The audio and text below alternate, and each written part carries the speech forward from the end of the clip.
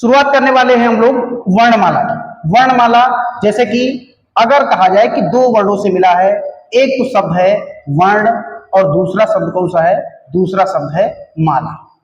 इनमें से अगर आपने कभी वर्ण नहीं भी पढ़े हैं तब भी एक शब्द से परिचित होंगे जिसका नाम क्या है? माला। सामान्यतः आपने देखा होगा कि जो गले में या कहीं कहीं हाथ में भी पहने जाते हैं और उसमें मोतियों चुने होते हैं, उसी को क्या कह देते हैं? माला। लेकिन माला का एक नियम होता है कि जो कलर्ड मोती उसमें पड़े होते हैं उनकी संख्या लगभग समान होती है। जैसे अगर 2 रंग के मोती पड़े हैं तो अगर 20 लाल यानी रेड कलर के पड़े होंगे तो 20 अगर सफेद पड़े हैं तो उनकी भी संख्या लगभग समान है। ठीक उसी को रिलेट करके एक इसकी परिभाषा बना दी गई। वर्ण, वर्ण का अर्थ क्या है? या तो वो हो सकते हैं क्या? स्वर, या तो वो हो सकते हैं क्या? व्यंजन। इन्हीं को हम लोग क्या कह देते हैं? इनको हम लोग कह देते हैं वर्ण।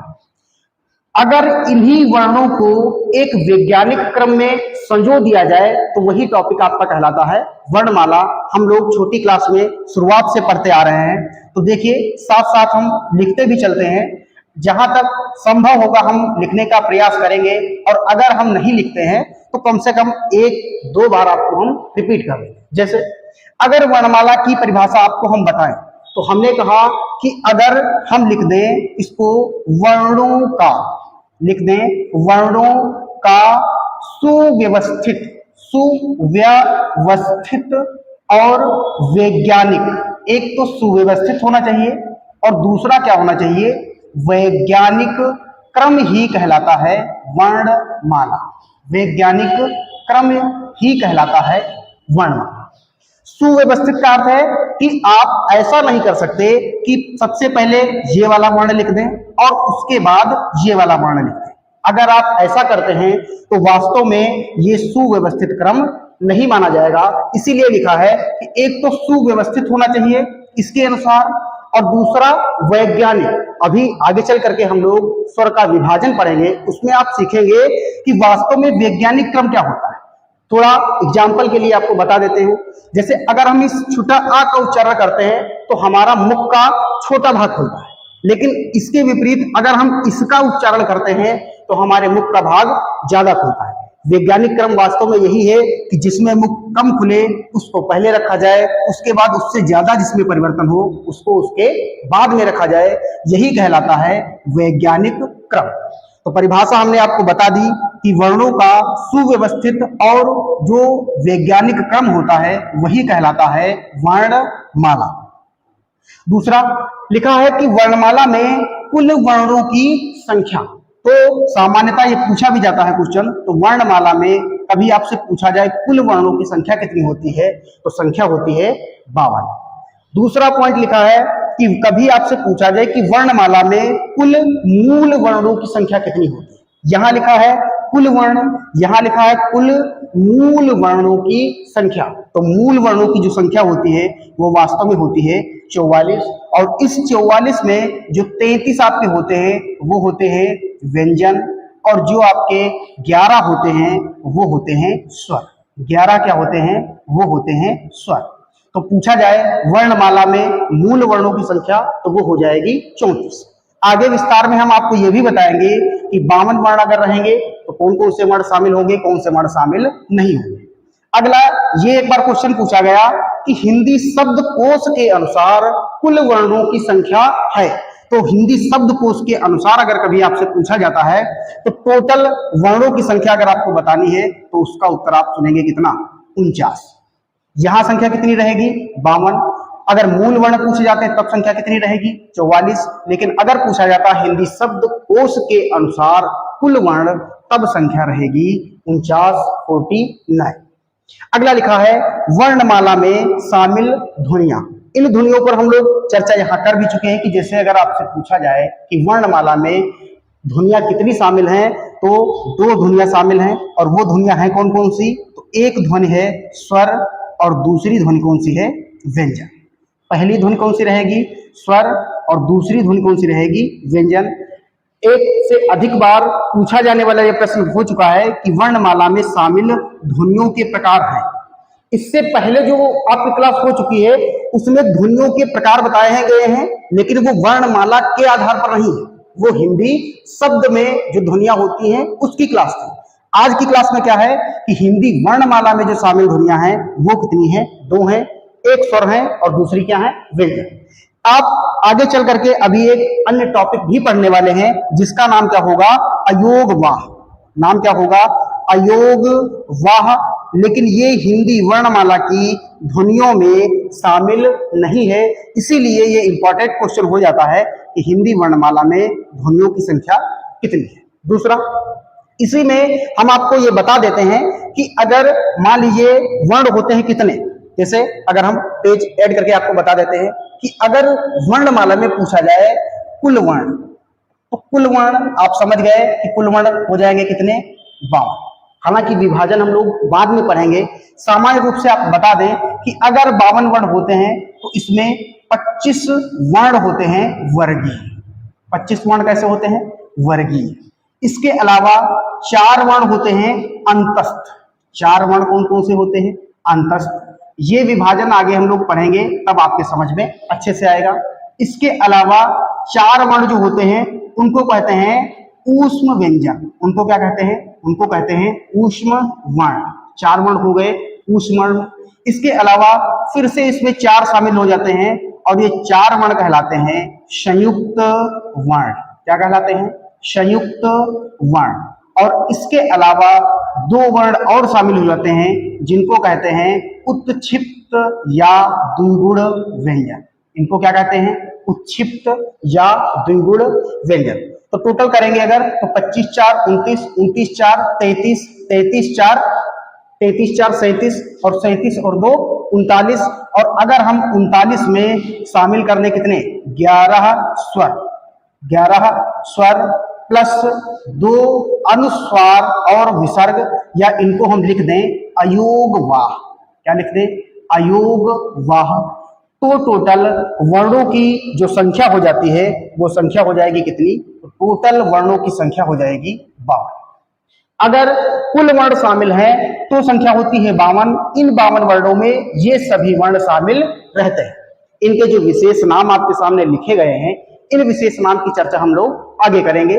फिलहाल आपको ये याद रखना है। दूसरा, अगर कहीं कुल वर्ण पूछे जाए और वहां विकल्प में आपके दिया हो कितना? 51 या 51। सामान्यतः अगर कुल वर्ण पूछा जाए तब तो उत्तर आपका यही होगा, लेकिन बाई चांस ये ऑप्शन में ना हो तब उत्तर आपका हो जाएगा 51। और अगर वर्ण 51 होते हैं तो इन पूरे वर्णों में से एकमात्र स्वर हट जाता है, और वो वर्ण होता कौन सा है? वो वर्ण होता है स्रा। यानी कि स्रा को छोड़कर अगर हम वर्ण गिने तो संख्या हो जाती है 51, और वही 51 वर्ण हो जाते हैं कुल वर्ण। दूसरा, अभी आपने देखा कि हिंदी शब्दकोश के अनुसार कुल वर्णों की संख्या कितनी है, तो हमने कहा कि संख्या कितनी है? 49। अगर संख्या 49 होती है तो वास्तव में एक तो स्रा शामिल नहीं होता है, इसके अलावा एक ड़ा शामिल नहीं होता है, इसके अलावा एक ढ़ शामिल नहीं होता है।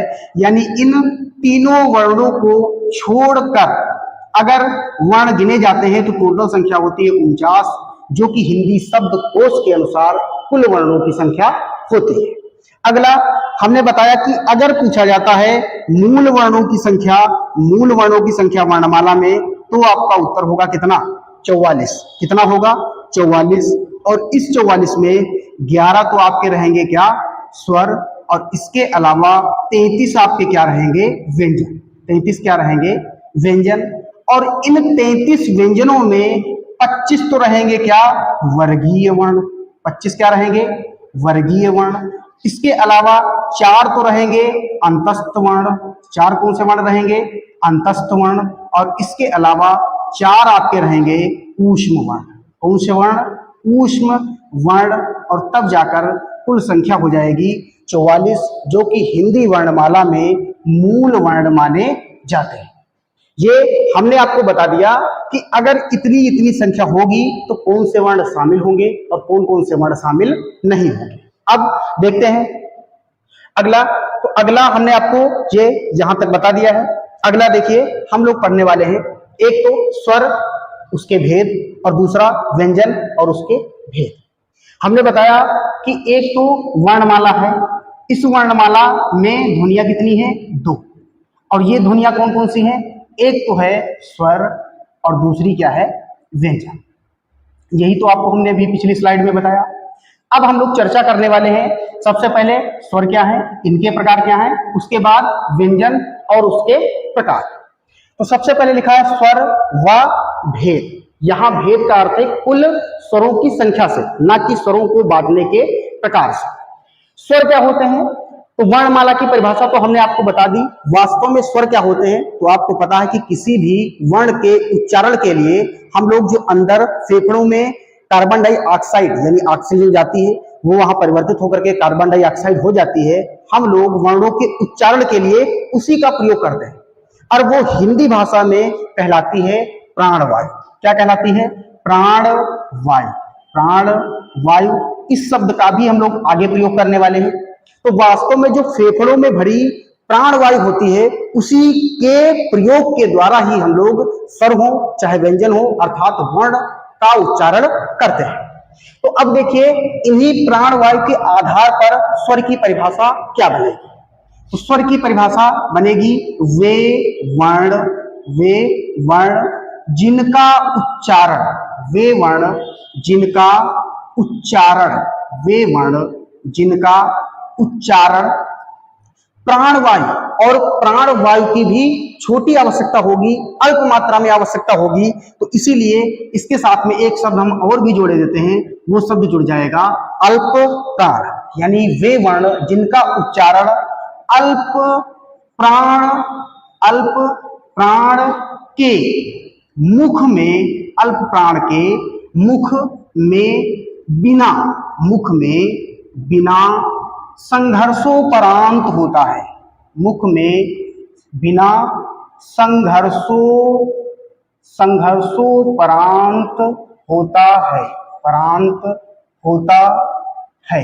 हो सकता है कि ये परिभाषाएं आपको लगता हो कि ये हम ना बताएं, लेकिन वास्तविकता यही है कि इन परिभाषाओं में जिन भी शब्दों का प्रयोग हुआ है वो शब्द आपके लिए महत्वपूर्ण है। जैसे कि हमने लिखा अल्प प्राण, इस शब्द पर भी आगे चर्चा करने वाले हैं। शब्द लिखा है संघर्षोपरांत, इस शब्द पर भी आगे चर्चा करने वाले हैं, इसीलिए हमने इसको लिखा है। अब समझिए हुआ क्या। मान लीजिए आपके फेफड़ों में प्राणवायु है अर्थात कार्बन डाइऑक्साइड है। हमको किसी भी स्वर का उच्चारण करना है, तो हमने अंदर से हवा ली और ऊपर की तरफ उच्चारण किया। मान लीजिए हमने कहा आ या उ, जो भी हमने ध्वनि उच्चारित की। तो अगर मुख में किसी भी स्थान से अगर उच्चारण के लिए एक तो अल्प प्राण की आवश्यकता होगी, यानी कि जो वायु रहेगी उसकी थोड़ी मात्रा, और दूसरा अगर कहीं भी चाहे कंठ में, चाहे ताल में, चाहे जीवा में अगर जीभ कहीं टच करती है या संघर्ष करती है, लड़ाई करती है, उसके बाद अगर उच्चारण हो रहा है तो फिर वो स्वर नहीं हो सकता। अगर कहीं संघर्ष नहीं हो रहा है तो फिर वो क्या कहलाएगा? स्वर कहलाएगा। इसीलिए हमने लिख दिया वे वर्ण जिनका उच्चारण अल्प प्राण के मुख में बिना संघर्षोपरांत होता है। अथवा इसी को हम अगर दूसरी भाषा में कहें तो इसी को हम लिख देते हैं अथवा करके, जो कि परिभाषाएं आपके एग्जाम में सीधी पूछी गई है। अथवा स्वर की परिभाषा क्या होती है? जो स्वतः उच्चारित हो, जो स्वतः उच्चारित हो। स्वर की सामान्य परिभाषा आपको बताई जाती है कि स्वतः उच्चारित ध्वनियां ही स्वर कहलाती हैं। ये स्वर की सामान्य परिभाषा है। और टोटल आपको पता है कि अगर हम कुल स्वरों की संख्या की बात करें अर्थात स्वर के भेद की बात करें तो उनकी संख्या है कितनी? तो संख्या है 11। और वो वर्ण है कौन कौन से? तो स्वर आपकी जो संख्या है, एक तो वर्ण है छोटा आ, दूसरा इसी का दीर्घ बड़ा आ, तीसरा वर्ण है छोटी ई, अगला जो स्वर है बड़ी ई, अगला जो है छोटा ऊ, अगला वर्ण हो जाएगा इसका दीर्घ, अगला हो जाएगा और री, इसके अलावा हो जाएगा ए, इसके अलावा हो जाएगा ए, ओ, और सबसे अंतिम जो स्वर रहेगा वो हो जाएगा अ। टोटल वर्णों की जो स्वर की संख्या है वो आ से लेकर ओ तक टोटल कितनी है? 11 है। दूसरा लिखा है व्यंजन व व्यंजन के भेद। अब हम लोग बात करने वाले हैं व्यंजन। जैसे यहां हमने लिखा कि वे वर्ण जिनका उच्चारण अल्प प्राण के मुख में बिना संघर्षोपरांत होता है तो कहलाएंगे स्वर। लेकिन यदि यदि वर्णों का उच्चारण यदि वर्णों का उच्चारण मुख में संघर्ष से होता है, मुख में संघर्ष, वे वर्ण जिनका उच्चारण मुख में संघर्ष से होता है अर्थात संघर्षोपरांत होता है, संघर्षोपरांत होता है, वो कहलाते हैं व्यंजन, व्यंजन। अथवा इसी परिभाषा को जैसे हमने वहां डिवाइड किया था कि स्वतः उच्चारित ध्वनियां ही क्या कहलाती हैं, स्वर कहलाती हैं, वैसे ही स्वर की सहायता से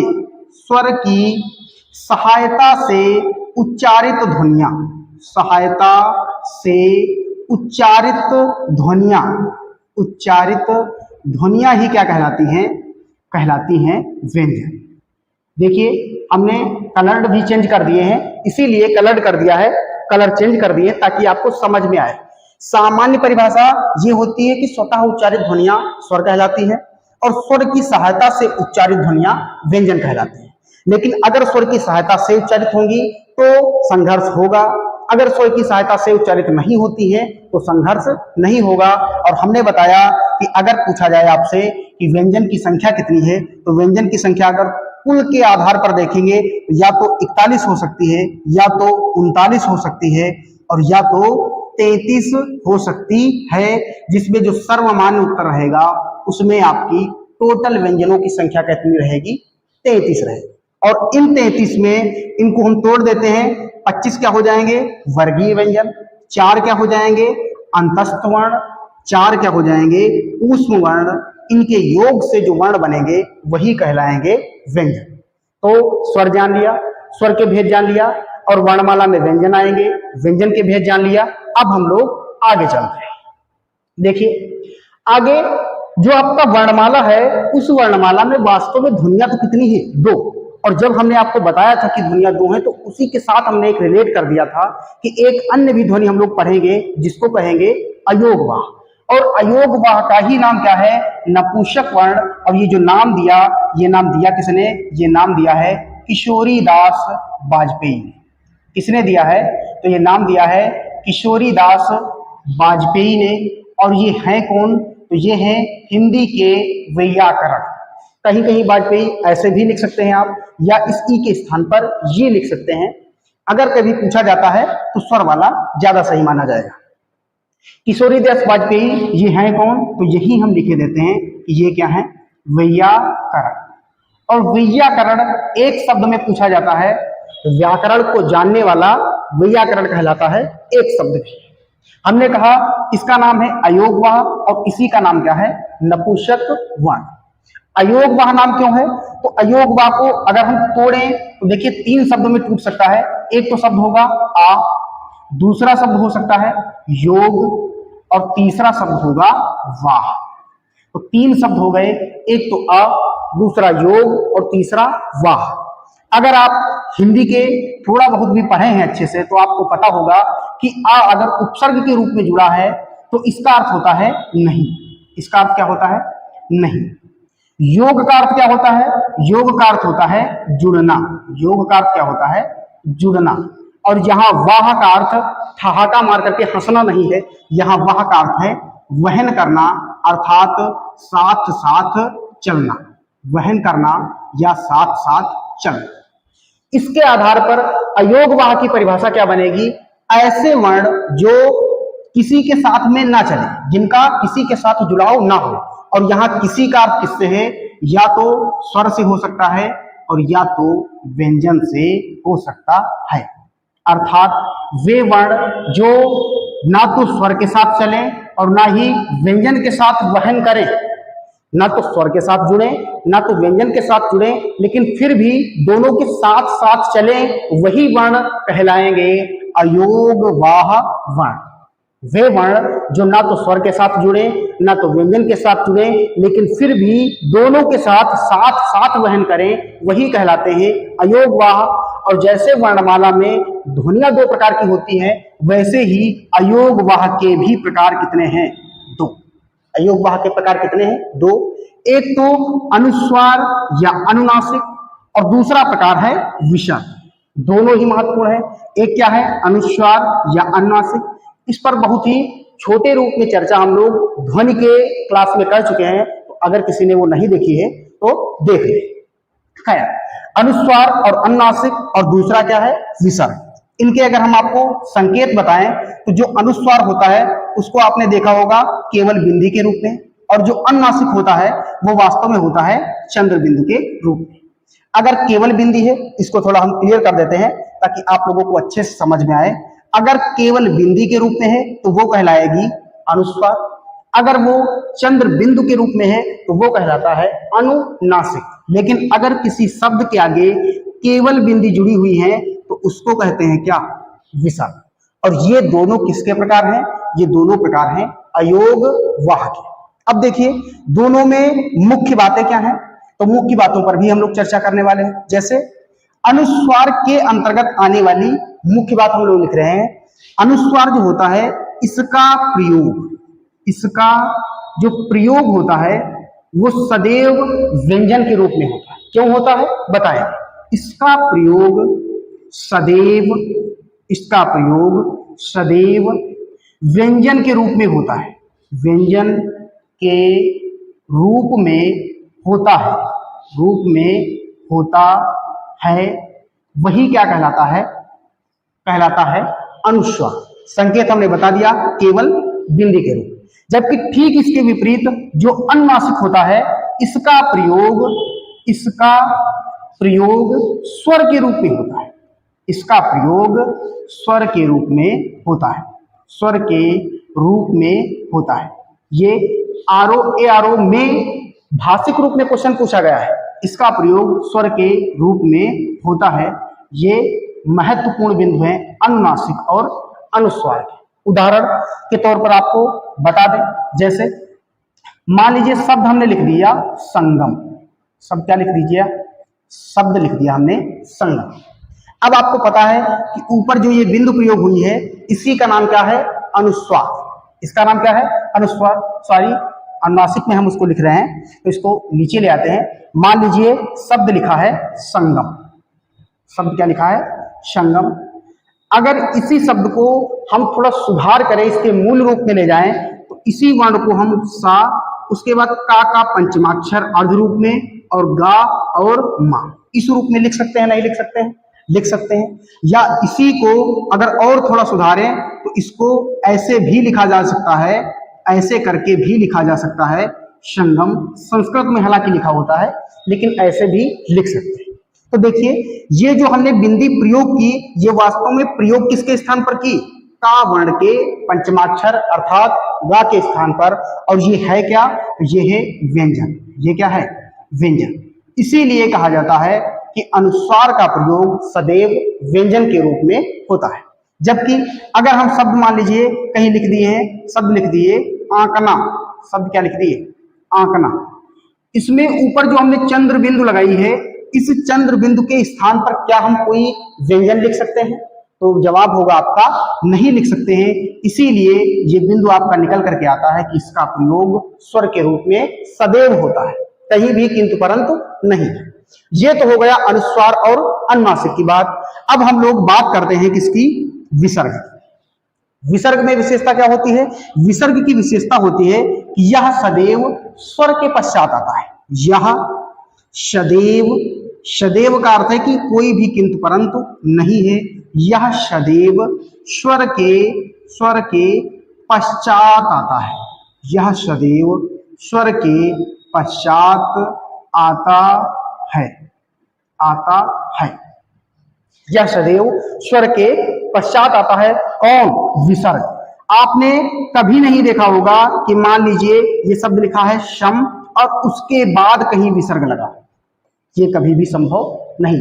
अर्थात ये हो सकता है कि ये शम ऐसे लिखा हो और उसके बाद ये हो सकता है सामान्यतः शब्द हो ना हो जरूरी नहीं।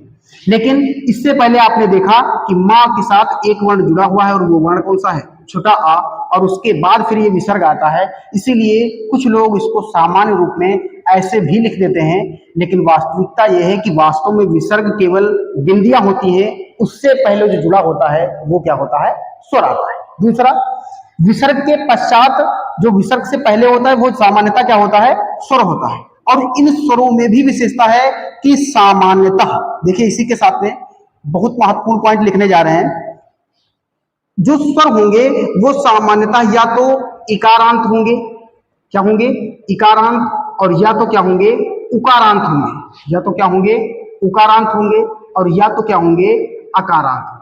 सामान्यतः जो शब्द होते हैं वो तीन प्रकार के कारांत में ही संभव है कि विसर्ग से पहले या तो छोटी ई होगी, या तो छोटा उ होगा, और या तो छोटा आ होगा। ये थोड़ा डीपली बात है लेकिन बहुत ही महत्वपूर्ण बात है। कारांत क्या होते हैं इस पर चर्चा हम लोग आगे करने वाले हैं। देखते हैं। तो हमने जान लिया कि वर्णमाला में तीन चीजें हैं, एक तो स्वर, दूसरे व्यंजन और तीसरे अयोगवाह, जिसमें अयोगवाह के दो प्रकार हैं, एक तो अनुनासिक या अनुस्वार और दूसरे विसर्ग। देखते हैं आगे। आगे हमने कह दिया कि स्वरों का विभाजन अब हम लोग पढ़ने वाले हैं कि स्वरों को कितने आधार पर बांटा गया है। देखिए व्यंजनों की संख्या भले ही ज्यादा हो, लेकिन जो विभाजन के आधार हैं या जो विभाजन हमको पढ़ना है उसमें स्वरों का ही वर्चस्व ज्यादा रहेगा, और जो आपके एग्जाम में क्वेश्चन पूछे जाते हैं उसमें भी स्वरों का ही वर्चस्व रहता है, यानी ज्यादातर क्वेश्चन स्वर से ही पूछे जाते हैं। देखिए स्वरों के विभाजन को अगर हम बांटें तो टोटल कितने आधारों पर बांटा गया है, तो टोटल बांटा गया है 5 आधार। उसमें से आधार देते हैं। तो पहला आधार है उच्चारण के आधार पर। किसके आधार पर, उच्चारण के आधार पर। तो पहला आधार हो गया उच्चारण के आधार पर। दूसरा आधार क्या है, ये है उच्चारण, और दूसरा आधार है उच्चारण काल। वहां है उच्चारण, लेकिन दूसरा आधार कौन सा है, उच्चारण काल, या उच्चारण काल का ही दूसरा नाम है मात्रा काल। दूसरा नाम क्या है, मात्रा काल के आधार पर। दूसरा आधार क्या है, मात्रा काल के आधार पर। तो पहला उच्चारण काल, उच्चारण, और दूसरा क्या है, उच्चारण काल। तीसरा आधार देखिए, तो तीसरा आधार है जिह्वा के आधार पर। तीसरा आधार क्या है, जिह्वा के आधार पर। जिह्वा, और जिह्वा का अर्थ क्या है, तो जीभ के आधार पर। आगे हम लोग विस्तृत चर्चा करने वाले हैं। अगला क्या हो सकता है, अगला है ओष्ठ के आधार पर। ओष्ठ का अर्थ क्या है, तो ओष्ठ का अर्थ है होंठ। तो अगला है ओष्ठ के आधार पर किसका विभाजन, स्वरों का विभाजन, आधार पर। और जो सबसे अंतिम या पांचवा आधार है वो है मुखाकृति के आधार पर। मुखाकृति के आधार पर, तो मुखाकृति के आधार पर। तो टोटल स्वरों के विभाजन के आधार कितने हैं, 5, जिसमें से पहला आधार है उच्चारण, दूसरा है उच्चारण काल, तीसरा है जीवा के आधार पर, चौथा है ओष्ठ के आधार पर, और पांचवा है मुखाकृति के आधार पर। अब हम लोग इन्हीं की विस्तृत चर्चा करने वाले हैं, तो आगे चलते हैं। देखिए सबसे पहले आधार है आपका उच्चारण, या इसी उच्चारण का दूसरा नाम है नासिक्यता के आधार पर। नासिक्यता का अर्थ सीधे नासिका से है, और नासिका का अर्थ है कि ऐसे वर्ण जिनका अगर हम उच्चारण करते हैं तो नासिका का प्रयोग हो, तो वही आधार कहलाता है उच्चारण या नासिक्यता के आधार पर स्वर। और जब हम इसको स्वरों को बांटते हैं तो टोटल कितने भागों में डिवाइड हो जाता है, तो डिवाइड हो जाते हैं 2 भागों में, जिसमें से पहला भाग है अनुनासिक, या उसी अनुनासिक का नाम क्या है, सानुनासिक। अनुनासिक का अर्थ क्या है, तो हमने यहां कह दिया कि उच्चारण में नासिका का प्रयोग हो, उच्चारण में नासिका प्रयुक्त हो, और यहां नासिका का अर्थ क्या है, नाक, नासिका प्रयुक्त हो, प्रयुक्त हो वही कहलाता है उच्चारण या नासिक्यता के आधार पर स्वर। पहला वर्ण क्या होगा, पहले प्रकार के होंगे अनुनासिक या सानुनासिक और दूसरा होंगे निरनुनासिक। देखिए शब्द भी आप यहीं से जानेंगे, शब्द लिखा है अनुनासिक, दूसरा लिखा है निरनुनासिक। वास्तव में देखेंगे तो ये एक दूसरे के क्या हैं, एक दूसरे के क्या हैं, विलोम है।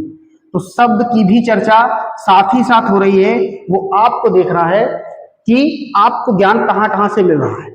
एक कहावत कही जाती है कि एक विद्वान एक मूर्ख से जितना सीख लेता है, दूसरा मूर्ख कुछ विद्वान से उतना नहीं सीख पाता। तो अब हर जगह आपको हिंट करने की आवश्यकता हमको नहीं है कि हम आपको बताएं कि आप देखें यहां से भी आपको ये जानकारी मिल रही है, यहां से भी ये जानकारी मिल रही है। आप अपने आप को कंसंट्रेट करें और देखें कि कहां कहां से रिलेट करके आप कौन कौन सी जानकारियां प्राप्त कर सकते हैं। इसीलिए आपसे कहा जाता है कि एक क्लास को जब आप अधिक बार पढ़ते हैं या देखते हैं तो आपको नई नई जानकारियां मिलती हैं। वो जानकारियां इसी प्रकार से छुपी रहती हैं। हमने आपका ध्यान केवल आकर्षित किया है, आप लोग देखते रहें। देखिए हमने कहा कि ये एक दूसरे के क्या हो सकते हैं, विलोम हो सकते हैं, बता दिया। अनुनासिक क्या होंगे, तो आपको पता है कि अनुनासिक का अर्थ है कि नासिका का प्रयोग हो। अनुनासिक में दो शब्द हैं, एक तो शब्द क्या है अनु और दूसरा शब्द क्या है नासिक। दूसरा शब्द क्या है नासिक, और यहां नासिक को हम लिख देते हैं नासिका। अनु के दो अर्थ होते हैं, एक तो अर्थ होता है पीछे और दूसरा इसी अनु का अर्थ होता है अल्प। अल्प का अर्थ है थोड़ा या कुछ। यानी कि अगर किन्हीं वर्णों के उच्चारण में, किन्हीं वर्णों के उच्चारण में नासिका के पीछे भाग का अथवा नासिका का अल्प रूप में प्रयोग किया जाता है, तो अगर कोई वर्ण उच्चारित होते हैं तो वो कहलाते हैं अनुनासिक या सानुनासिक वर्ण। तो इसकी परिभाषा हम लिख देते हैं, वे वर्ण जिनमें नासिका का अल्प प्रयोग हो, नासिका का अल्प प्रयोग हो, वो वर्ण कहलाएंगे अनुनासिक। दूसरा क्या है, दूसरा है निरनुनासिक। हमने कहा कि ये इसका ठीक विपरीत है, तो इसका अगर पहला शब्द हम डिवाइड करते हैं तो पहला शब्द क्या आ जाता है निर। और चाहे उपसर्ग निर हो और चाहे उपसर्ग नी हो, दोनों का ही अर्थ होता है बिना। और बिना का अर्थ है कि उस चीज को छोड़कर, यानी कि वे वर्ण अगर नासिका के बिना किन्हीं वर्णों का उच्चारण हो रहा है तो वो कहलाएंगे कौन से वर्ण, निरनुनासिक। यानी कि नासिका का प्रयोग ना हो, नासिका का प्रयोग ना हो। तो अगर वर्ण उच्चारित होते हैं, और यहाँ वर्ण हम जो कह रहे हैं वो क्योंकि विभाजन पढ़ रहे हैं स्वरों का, इसलिए यहाँ वर्ण से आशय क्या है, स्वरों से। ठीक, अब देखिए आएंगे कौन कौन से वर्ण। तो हमने बताया कि अनुनासिक का दूसरा नाम क्या है, सानुनासिक। आपको पता है कि टोटल जो वर्ण होंगे अर्थात जो स्वर होंगे उनकी संख्या है कितनी, 11। उन्हीं 11 को अगर हम उनके मूल रूप में लिख दें तो वास्तव में सभी मूलतः स्वर जो होते हैं वो क्या होते हैं, निरनुनासिक होते हैं। यानी कि अगर हम नासिका का प्रयोग ना करें तो जो भी आ से लेकर के ओ तक वर्ण होते हैं वो सभी क्या होते हैं, निरनुनासिक। या इसी को हम कह सकते हैं कि मूलतः सभी स्वर निरनुनासिक होते हैं। जबकि ठीक इसके विपरीत अगर हम लिखते हैं, मान लीजिए जो भी वर्ण है उनको हम लिख दें लेकिन उनके साथ हम बिंदी का प्रयोग करें, और यहाँ बिंदी का अर्थ क्या है, अनुनासिक से, तो सभी वर्ण क्या कहलाएंगे, अनुनासिक। जैसे दूसरा, इसी के साथ आपको याद रखना है कि ये जो, जैसे मान लीजिए ये उच्चारण लिखा है, उच्चारण में ये जो ऊपर आपने लाइन खींची है इसको कहते हैं शिरोरेखा।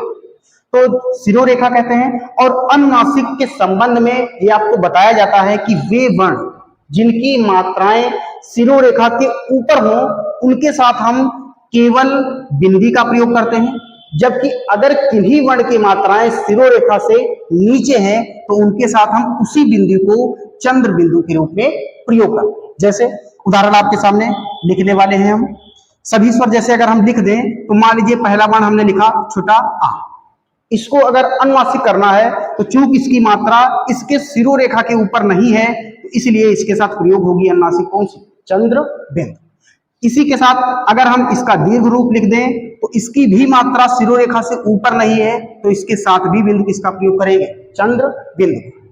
जबकि इसके आगे का जो वर्ण है वो है छोटी ई। छोटी ई की मात्रा शिरोरेखा के ऊपर होती है, लेकिन जो मूल वर्ण होता है वो शिरोरेखा के नीचे होता है। तो अगर ये मूलावस्था में है तब तो इसके साथ हम प्रयोग करेंगे किसका? चंद्र बिंदु का। लेकिन अगर ये मात्रिक रूप में चली जाती है तो इसके साथ हम प्रयोग करेंगे केवल बिंदु का। ये आपको विशेष कर ध्यान रखना है। अगला, इसी के साथ में आपने देखा बड़ी ई, तो बड़ी ई चाहे मूलावस्था में हो चाहे मात्रावस्था में हो, दोनों ही स्थिति में केवल बिंदु का प्रयोग करेंगे। इसी के साथ अगर हमने छोटा ऊ लिख दिया तो ये भी चाहे मूलावस्था में हो चाहे मात्रावस्था में हो, बिंदु का प्रयोग करेंगे चंद्र बिंदु। उसी प्रकार इसका दीर्घ भी हो जाएगा। लेकिन आगे जो आपके वर्ण आएंगे, आगे कौन कौन से वर्ण? एक तो ए, इसके साथ प्रयोग होगा शब्द कैसा? मात्रा प्रयोग होगी अनुस्वार की चंद्र बिंदु के रूप में। जबकि ठीक इसको मात्रा रूप में लिखेंगे तो केवल बिंदी लगेगी। वैसे ही अगर हम लिख देते हैं, मान लीजिए अय, वर्ण हमने लिख दिया, वर्ण कौन सा लिख देते हैं? उसी का अगला वर्ण लिख देते हैं अय।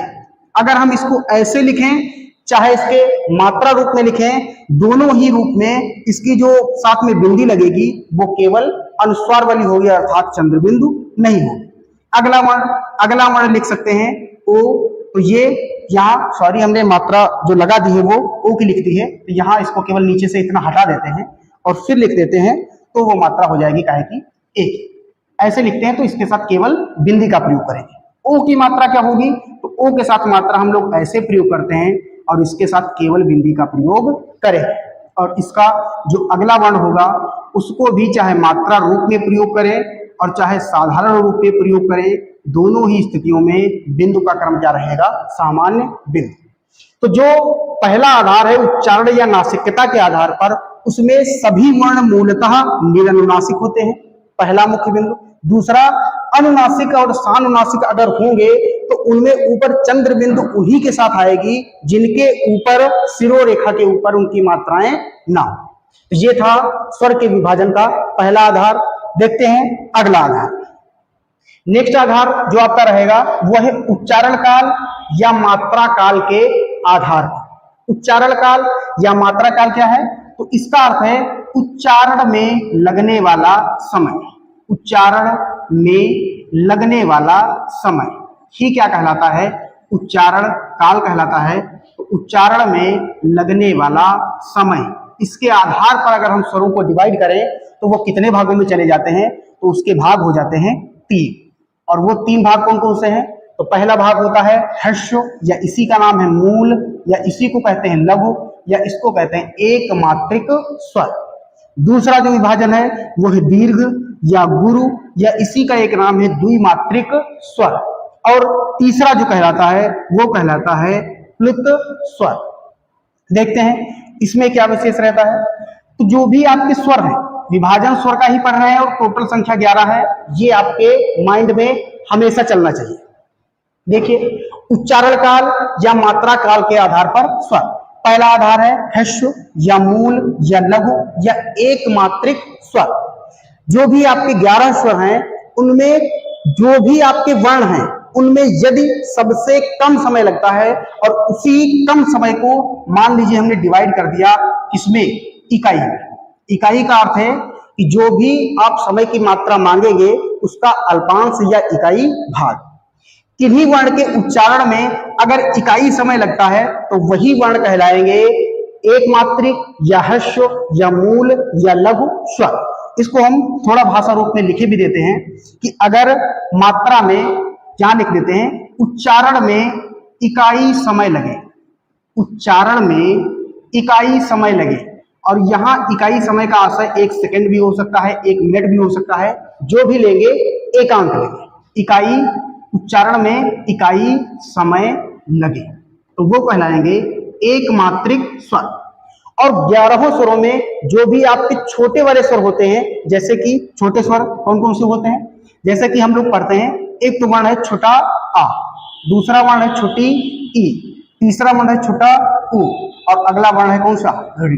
जो भी आपके ये 4 वर्ण होते हैं इन्हीं को कहते हैं ह्रस्व स्वर या मूल स्वर या लघु स्वर या एक मात्रिक स्वर।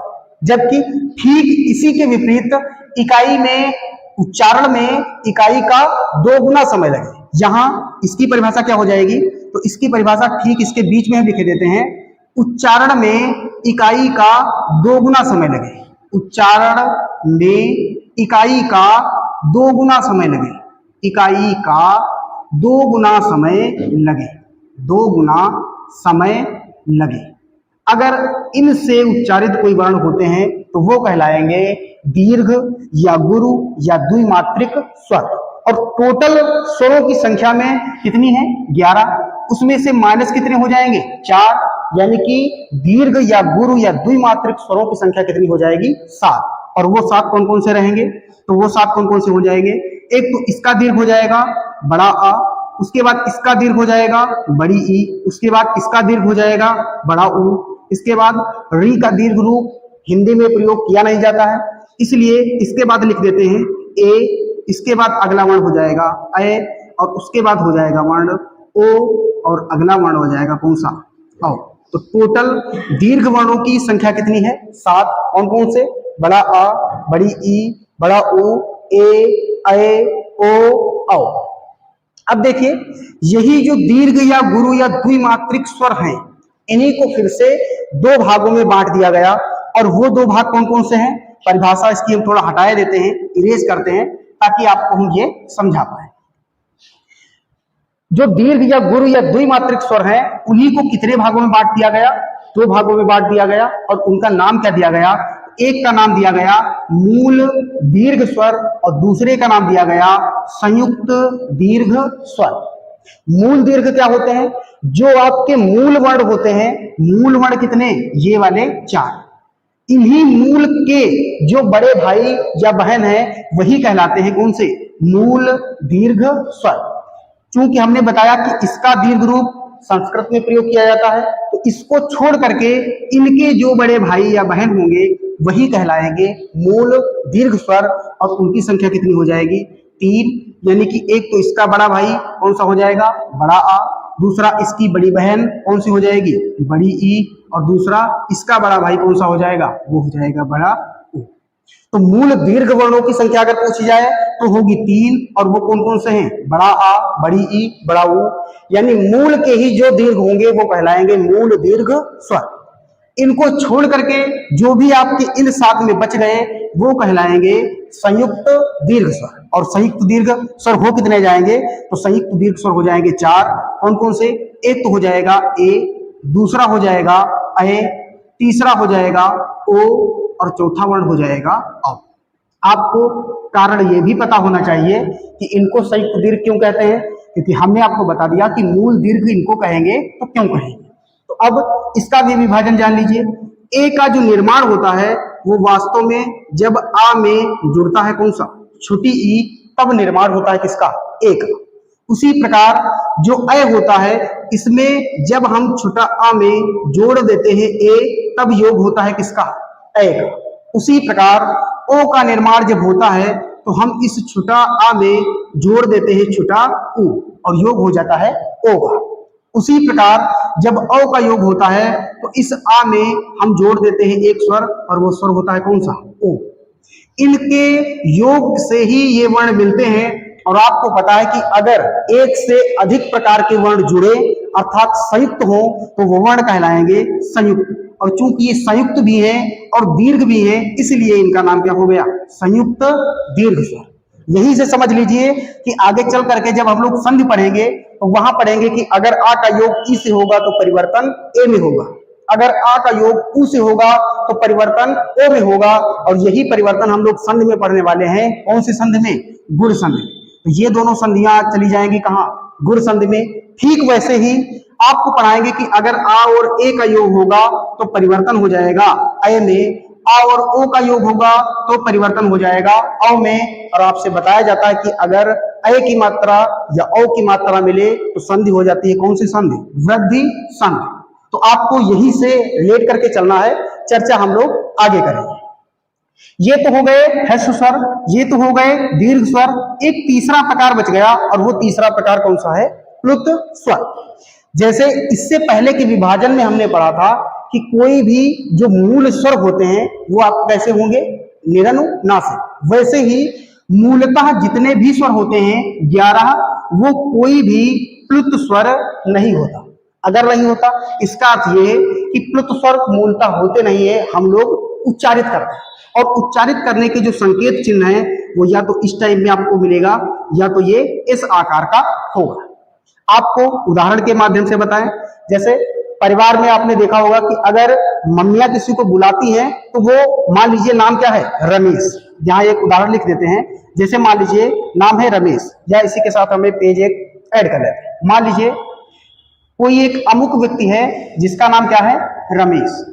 इसी रमेश को अगर इसकी मम्मी बुला रही हैं, अगर इसी रमेश को इसकी क्या बुला रही हैं, मम्मी बुला रही हैं, तो वास्तव में वो जो बुलाएंगी तो बाहर से जब आवाज देंगी तो वो कहती हैं रमेश।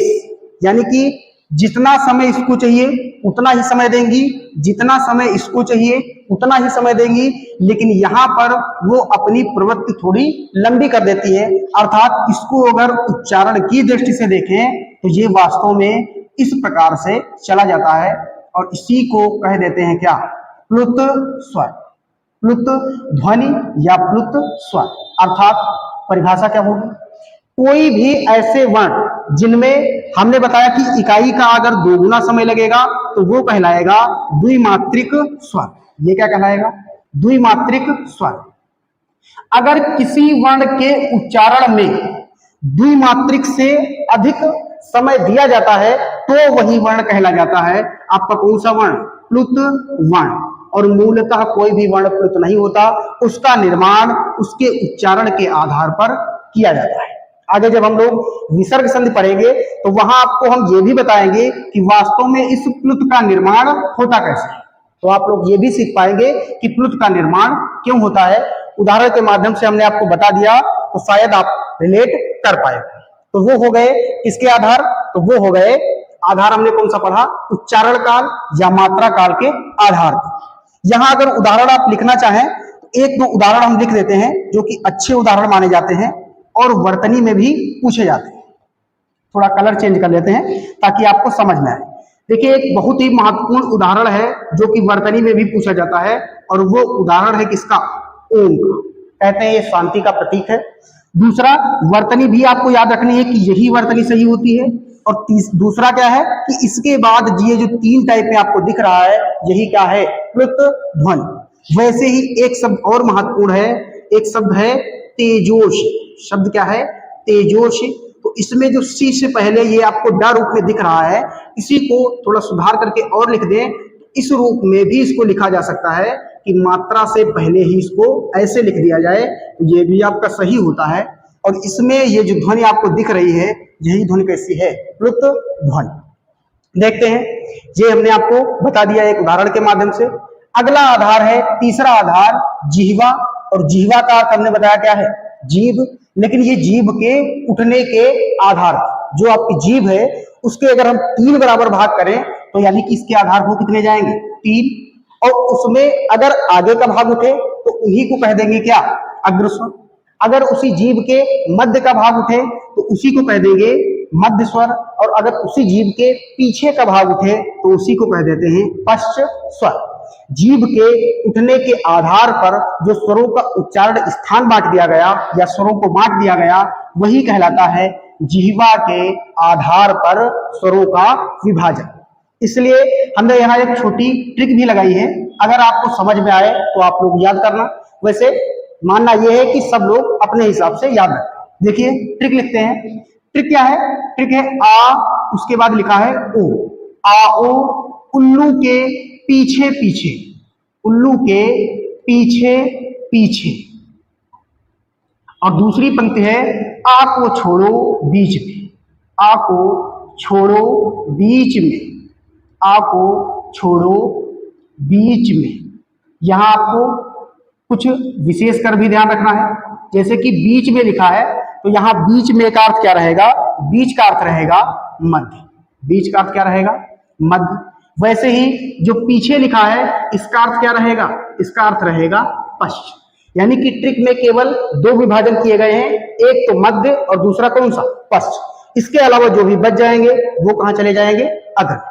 दूसरा आपको याद रखना है, इस आ का अर्थ है एक तो बड़ा आ, लेकिन इस ओ का अर्थ है एक तो ओ भी रहेगा और इसके साथ औ भी रहेगा। ये दो वर्ड हो गए। वैसे ही उल्लू का जो छोटा ऊ है, इसका अर्थ है कि एक तो छोटा ऊ रहेगा और एक इसका बड़ा भाई कौन सा, बड़ा ऊ भी रहेगा। यानी कि टोटल 5 वर्ण, एक तो बड़ा आ, उसके बाद ओ, उसके बाद औ, तीसरा ऊ और पांचवा बड़ा ऊ, ये कहां चले जाएंगे, पश्च में, यानी कि जीभ के पश्च भाग से उच्चारित वर्ण। तो वो पश्च भाग में सबसे पहले लिखते हैं, तो ये हो जाएगा एक तो कौन सा वर्ण, एक तो सबसे पहले आ जाएगा बड़ा आ, इसके अलावा छोटा ऊ, इसके अलावा बड़ा ऊ, इसके अलावा ओ, और सबसे अंत वाला वर्ण जो रहेगा वो हो जाएगा औ। ये कौन से वर्ण है, पश्च। फिर यहां लिखा है बीज, और हमने बीज का अर्थ लिख दिया मध्य, और मध्य भाग से उच्चारित होने वाला एकमात्र वर्ण है, और वो वर्ण कौन सा है, छोटा आ। यानी कि मध्य स्वर का अर्थ है कि मध्य, जीभ के मध्य भाग के उठने पर जो उच्चारित वर्ण होगा वो होगा छोटा आ। आपने देखा 2, 2, 4, 1, 5 और 1, 6, टोटल 11 वर्णों में 6 वर्ण तो यहाँ हो गए, यानी कि यहाँ कितने बचेंगे, 7, और जो भी आप बच जाएंगे वही हो जाएंगे अग्रस्वर। और अग्रस्वर होंगे कौन कौन से, एक तो हो जाएगा छोटी ई, दूसरा हो जाएगा बड़ी ई, इसके अलावा एक बच जाएगा री, इसके अलावा एक बचेगा ए, और दूसरा बचेगा ऐ। इसके अतिरिक्त जो वर्ण है वो आपके आगे हो चुके हैं, इसलिए अग्रस्वर ये हो जाएंगे, मध्य स्वर ये हो गया, पश्च स्वर ये हो गया, और ये होगा क्या, तो हमने बता दिया कि जीभ के उठने के आधार पर। ये ट्रिक आपको पसंद आए तो आप याद कर सकते हैं, ना पसंद आए तो आपको याद करना है साम दाम दंड भेद, जो तरीका आप अपना पाए अपना सकते हैं। देखते हैं अगला विभाजन। अगला विभाजन है ओष्ठ के आधार पर, और यहाँ ओष्ठ का अर्थ है होठों की गोलाई के आधार पर, अर्थात वे वर्ण या वे स्वर जिनके उच्चारण में होठों का आकार गोल हो जाए, तो वही के आधार पर अगर हम स्वरों को बांटें तो वो विभाजन कहलाता है स्वरों के, यानी कि होठों की गोलाई के आधार पर। और इसके आधार पर वर्ण हो गए कितने प्रकार के, 2। एक बार फिर आपको रिपीट कर देते हैं कि यहाँ वर्ण का आशय स्वर से है, क्योंकि विभाजन हम लोग पढ़ रहे हैं स्वरों। एक तो होंगे वृत्तमुखी या वर्तुल, और दूसरे होंगे अवृत्तमुखी या अवर्तुल। होठों की गोलाई का आधार यह है जिनके उच्चारण में यहाँ थोड़ा भाषा का भी प्रयोग करते हैं, जिनके उच्चारण में होठ गोल हो जाए, होठ गोल हो जाए। और यहाँ गोल का अर्थ है कि हेक होठ से काम नहीं चलेगा, गोल होठ। होठों का अर्थ यह है कि दोनों होठ मिलकर के एक वृत्त का नाम ले, इसी के आधार पर इसका नाम रखा गया कौन सा, वृत्तमुखी। तो यदि उच्चारण में होठों का आकार गोल होता है तो वो कहलाएंगे वृत्तमुखी या वर्तुल। यानी कि इसमें लिख देते हैं उच्चारण में होठ गोल हो, होठ गोल हो तब तो वो कहलाएंगे कौन से, वृत्तमुखी। और अगर उच्चारण में होठ गोल ना हो तो वो कहलाएंगे अवृत्तमुखी। उच्चारण में होठ गोल ना हो तो वो कहलाएंगे अवृत्तमुखी। आपको नहीं लिखना है तो आप लिख सकते हैं कि वृत्तमुखी का ठीक विपरीत क्या होगा, अवृत्तमुखी, यानी कि होठों का आकार गोल ना हो। अब देखिए वर्ण होंगे कौन कौन से, तो आपको सबसे पहले ही बता चुके हैं कि ये आपका वैज्ञानिक क्रम है। वैज्ञानिक का अर्थ है विज्ञान उसी को मानता है जिस पर वो प्रयोग कर सकता है। तो आप जो आपके टोटल स्वर कितने हैं, 11, उनका प्रयोग कर सकते हैं, उच्चारण कर सकते हैं। आपको लगेगा कि किसके उच्चारण में होठों का आकार गोल हो रहा है और किसके उच्चारण में होठों का आकार गोल नहीं हो रहा है। तो 4 वर्ण होते हैं जिनके उच्चारण में होठों का आकार गोल हो जाता है और वो कहलाते हैं वृत्तमुखी। और वो है कौन कौन से, तो एक तो वर्ण है आ, छोटा ऊ, सॉरी, एक तो वर्ण है बड़ा ऊ, एक वर्ण है ओ, और एक और वर्ण है, वो वर्ण कौन सा है, औ। इन चारों वर्णों के उच्चारण में होठों का आकार गोल हो जाता है, तो इसीलिए इनको कहते हैं वृत्तमुखी, या इसी का नाम क्या है, वर्तुल। दूसरे, इसको छोड़ करके जो भी वर्ण बचे वो कहलाएंगे अवृत्तमुखी या अवर्तुल। अर्थात एक तो वर्ण आएगा छोटा आ, दूसरा आएगा बड़ा आ, तीसरा आएगा ई, अगला आएगा बड़ी ई, एक आएगा री, एक आएगा ए और अगला वर्ण आएगा ऐ। ये भी आपके क्या कहलाएंगे? अवृत्तमुखी। अच्छा, एक वर्ण की चर्चा हम लोग वर्णमाला में तो कर चुके हैं, आगे भी करेंगे, लेकिन एक विशेष वर्ण है उसको भी आपको याद रखना है। और वो वर्ण कौन सा है? तो इसी में विभाजन हम कर देते हैं कि अगर आगत वर्ण, इसको क्या कहते हैं? आगत स्वर या आगत वर्ण, इसका भी विभाजन अगर हम इस आधार पर करें तो इसको भी क्या कहते हैं?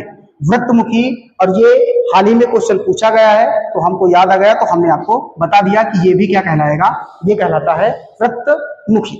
देखते हैं अगला और स्वरों का सबसे अंतिम विभाजन, और अंतिम विभाजन है मुखाकृत के आधार। मुखाकृत का आधार है मुख के खुलने के आधार पर कि वर्णों के उच्चारण में मुख कितना खुलेगा, जिसमें संवृत है, अर्ध संवृत है, अर्ध विवृत है और विवृत है। संवृत का अर्थ क्या है? जिनके या जिन स्वरों के उच्चारण में मुख सबसे कम खुले।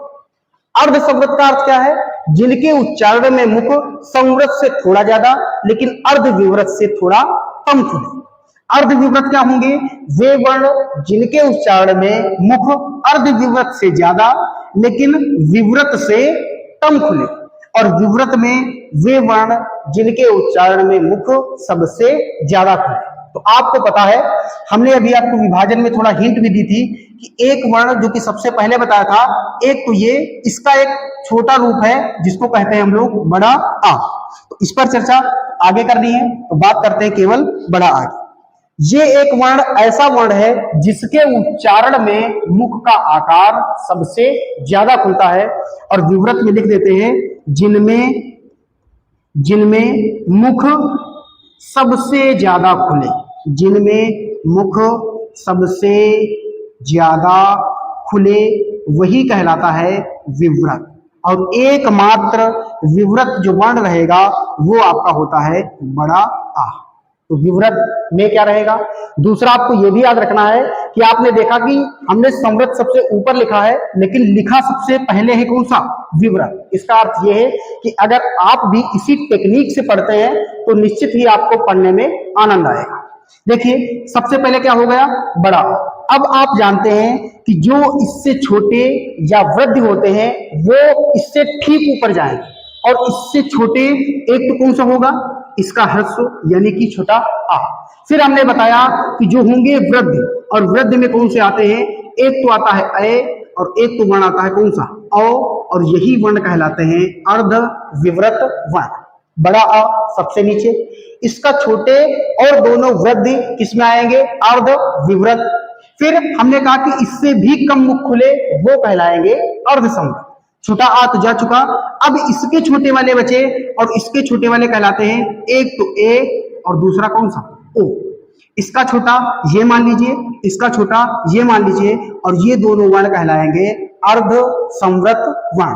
तो तीन विभाजन हो गए, विवृत, अर्ध विवृत और अर्ध संवृत। अब केवल बचे संवृत, और संवृत की परिभाषा भी लिख देते हैं, जिनमें सबसे कम मुख खुले। जिनमें का अर्थ है जिनके उच्चारण में, जिनमें सबसे कम मुख खुले, सबसे कम मुख खुले, मुख खुले, वही कहलाते हैं संवृत वर्ण। होंगे कौन कौन से? तो आगे लिख लीजिए, इन सभी को छोड़ करके जो भी बच गए वही कहलाएंगे संवृत। कौन कौन से होंगे? छोटा आ हो चुका, एक बच गया छोटी ई, इसी का दीर्घ बच गया बड़ी ई।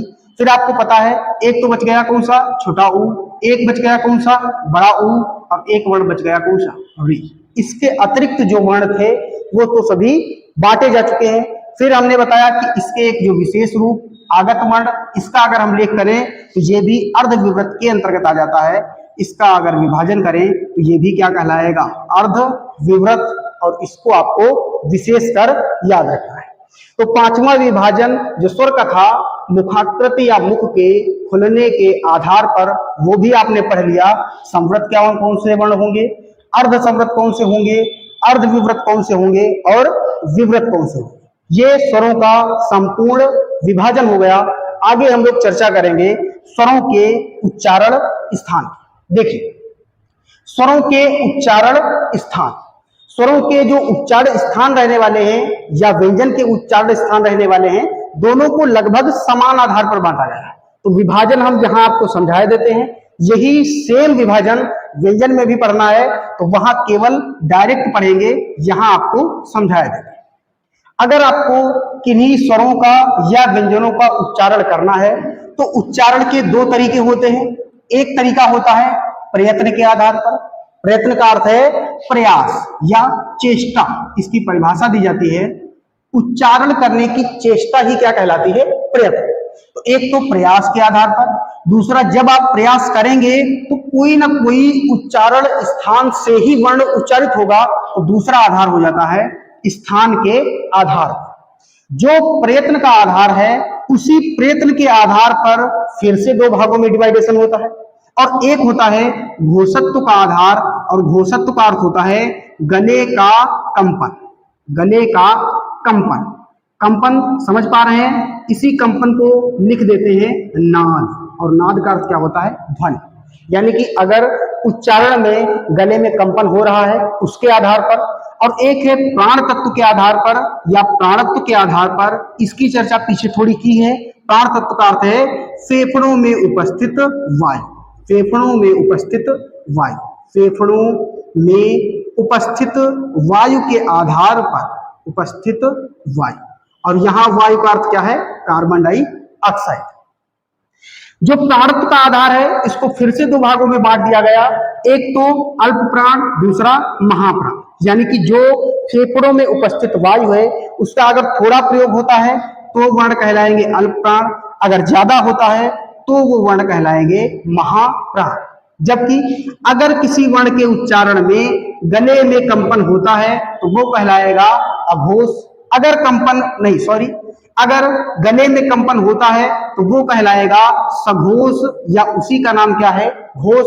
और अगर कंपन नहीं होता है तो वो कहलाएगा अघोष, क्योंकि इसके आगे उपसर्ग जुड़ा है आ, और इस आ उपसर्ग का जो अर्थ होता है वो क्या होता है? नहीं, अर्थात घोष न हो वही क्या कहलाएगा? अघोष। तो टोटल विभाजन जो वर्णों के हो जाएंगे वो आगे चल करके हम लोग पढ़ेंगे। होंगे कितने? 4, अर्थात चारों आपके सामने लिखे हैं। एक तो होगा अघोष, दूसरा होगा सघोष, तीसरा होगा अल्प प्राण, और चौथा होगा महाप्राण। अगर आप इन चारों को ठीक इसी के क्रम में याद रखते हैं तो हम आपको एक बताते हैं कि हमेशा स्वर कहां रहते हैं? मध्य में। हमने क्या बताया? अगर 4 भागों में हम इनको ऐसे ही डिवाइड कर दें तो एक भाग ऊपर का हटा दीजिए, ये कब? जब स्वरों का विभाजन पढ़ रहे हैं। एक भाग नीचे का हटा दीजिए, कब? जब स्वरों का विभाजन पढ़ रहे हैं। मध्य में केवल दो चीजें बची, मध्य में केवल दो चीजें बची, और वो दो चीजें कौन कौन सी बची? एक तो सघोष या घोष, और दूसरा है अल्प प्राण। हमने कहा कि ये दोनों ही टच करेंगे किसको? स्वर को।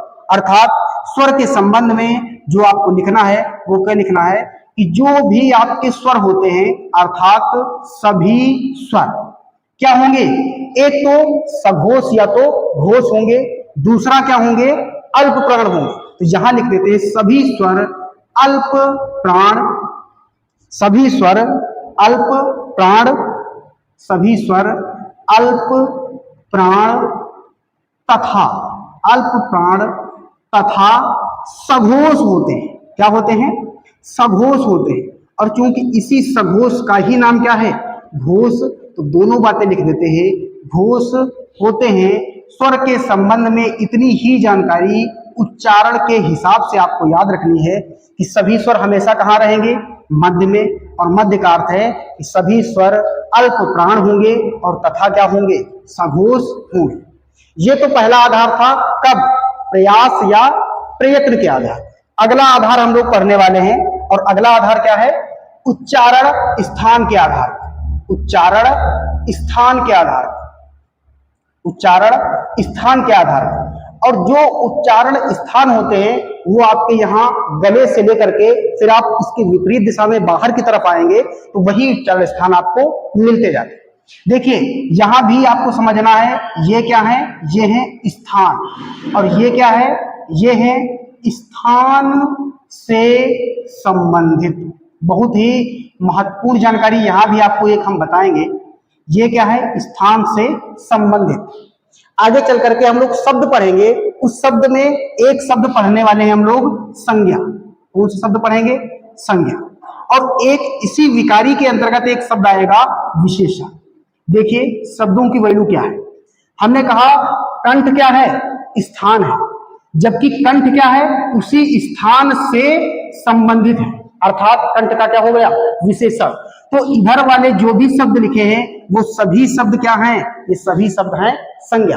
और इसी से रिलेट होने वाले जो सभी शब्द हैं वो सभी शब्द क्या हैं? वो सभी शब्द हैं विशेषण। खैर ये तो आगे की चर्चा है, हम लोग आगे बात करेंगे, लेकिन यहां हम लोग जान लेते हैं उच्चारण के आधार पर जो स्वरों को डिवाइड किया गया है वो स्वर कौन कौन से होंगे। देखिए हमने कहा कि अगर आप इस गले में ये जो कंठ है इसके विपरीत भाग में जाते हैं, बाहर की तरफ आते हैं, तो आपको क्रमिक रूप से यही स्थान मिलेंगे।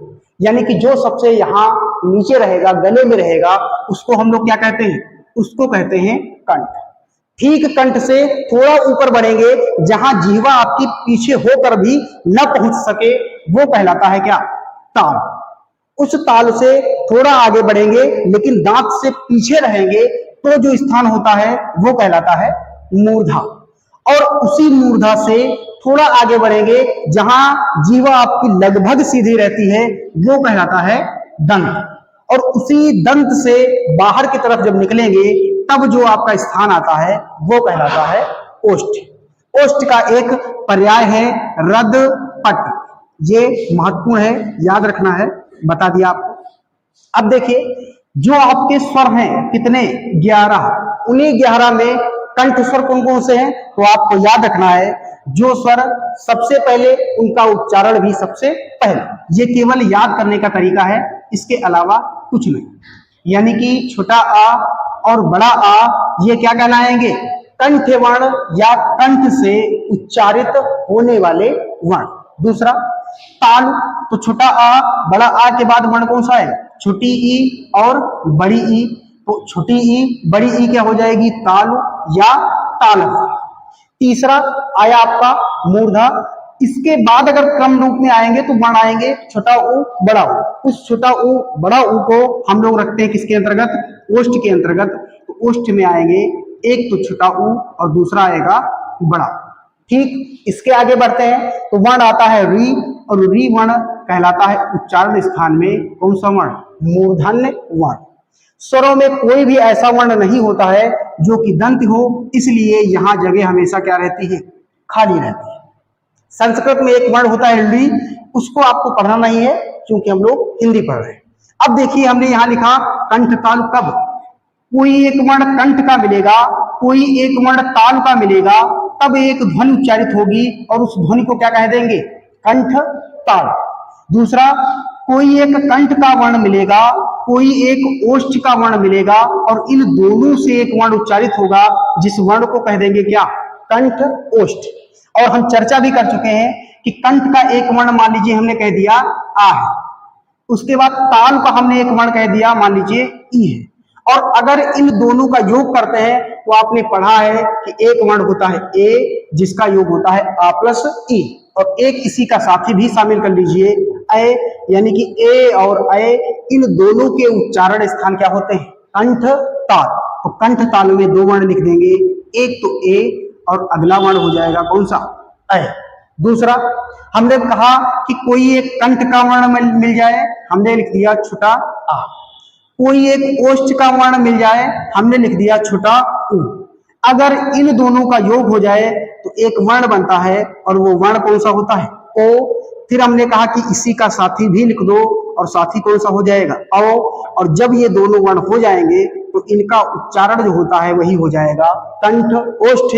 दोनों को मिला देंगे तो उच्चारण स्थान हो जाएगा कंठोष्ठ, और उसी कंठोष्ठ से उच्चारित होने वाले जो वर्ण होंगे वो वर्ण होंगे एक तो ओ और दूसरा वर्ण हो जाएगा कौन सा? औ। टोटल 11 स्वरों के उच्चारण स्थान के आधार पर विभाजन हमने आपको बता दिया। कंठ में छोटा आ बड़ा आ, ताल में छोटी ई बड़ी ई, मूर्धा में री, ओष्ठ में छोटा ऊ बड़ा ऊ, कंठ ताल में ए और कंठोष्ठ में ओ और औ। तो हम लोगों ने स्वर पढ़ लिए, व्यंजन पढ़ लिए, फिर स्वर के विभाजन पढ़ लिए और उन्हीं स्वरों में कुल स्वरों के उच्चारण स्थान पढ़ लिए। पढ़ने वाले क्या है? व्यंजन। क्या पढ़ने वाले हैं? व्यंजन। परिभाषा इसकी हमने आपको बता दी थी कि व्यंजन होते क्या है। तो वे वर्ण या वे ध्वनियां जिनका उच्चारण स्वर की सहायता से किया जाए। एक बार लिख देते हैं ताकि आपका रिवाइज हो जाए। जिनका उच्चारण स्वर की सहायता से किया जाए। किसकी सहायता से किया जाए? स्वर की सहायता से किया जाए।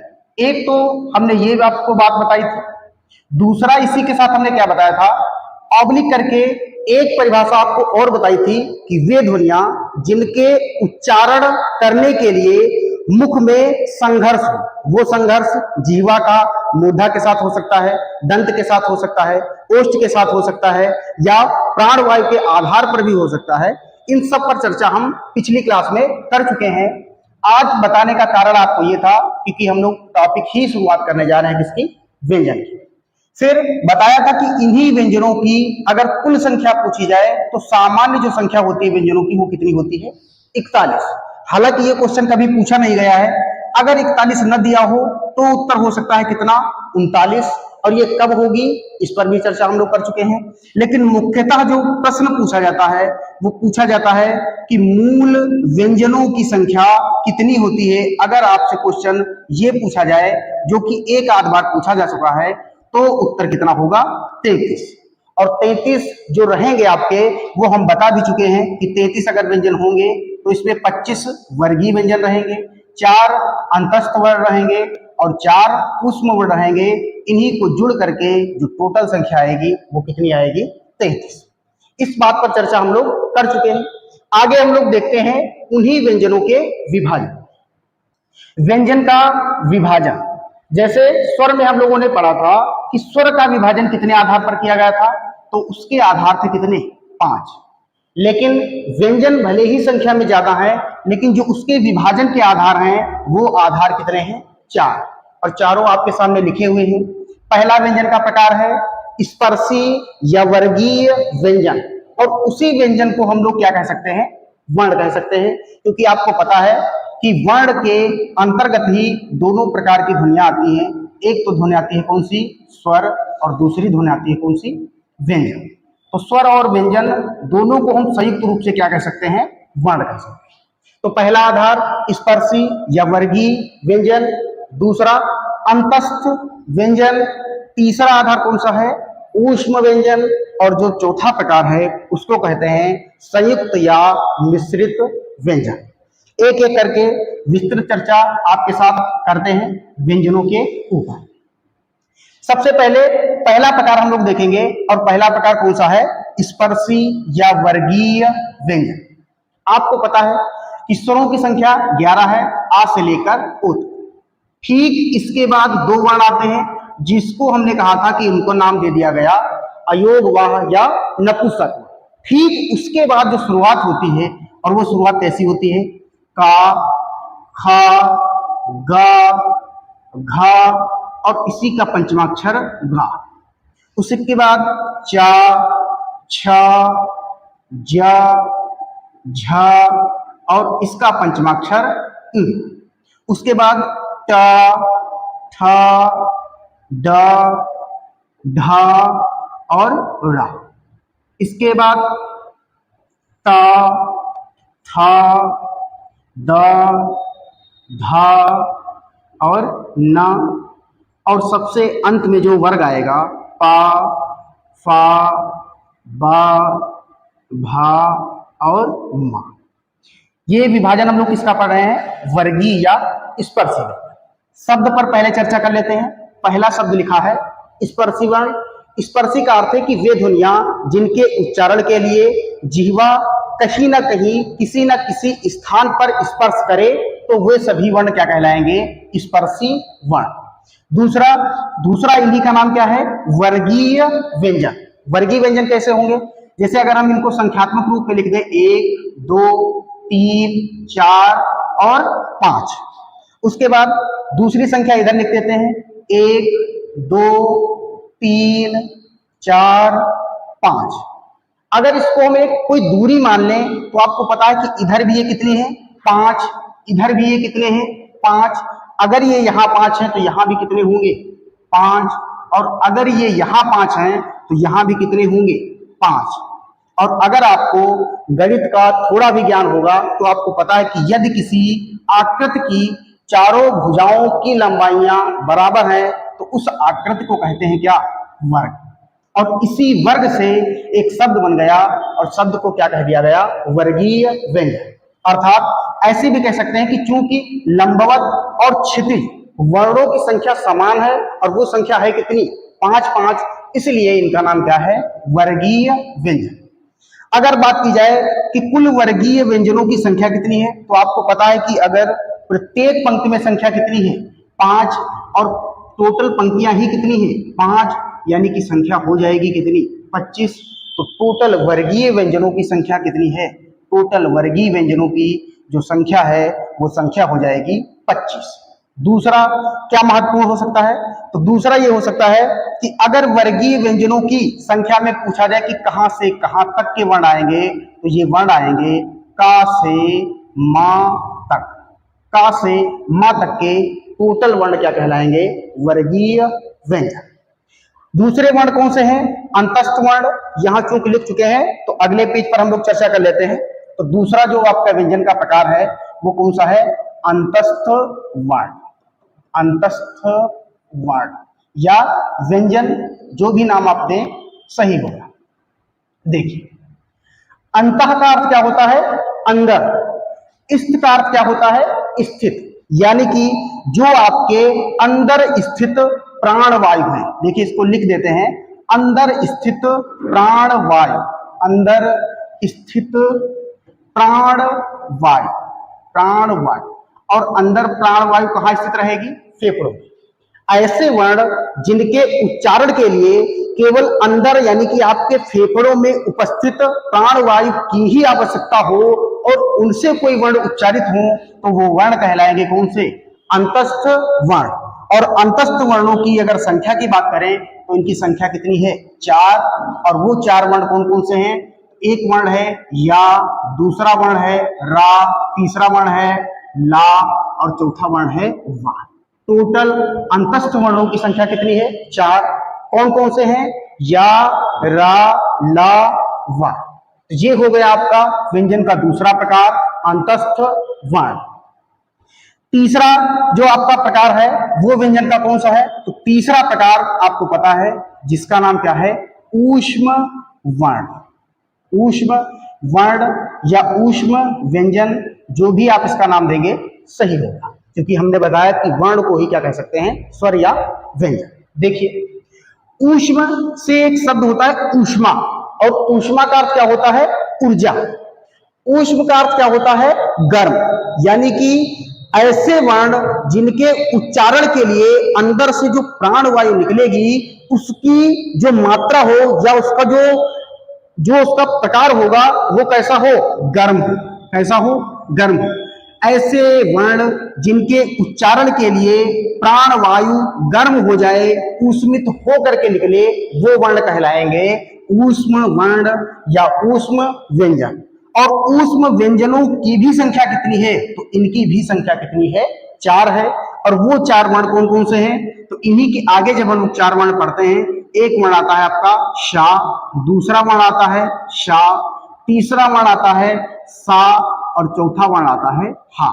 ये 4 वर्ण ऐसे वर्ण हैं जिनको अगर हम उच्चारित करते हैं तो अंदर से जो प्राणवायु निकलती है वो क्या हो जाती है ऊष्मित हो जाती है, बहुत ही हल्की गर्म हो जाती है।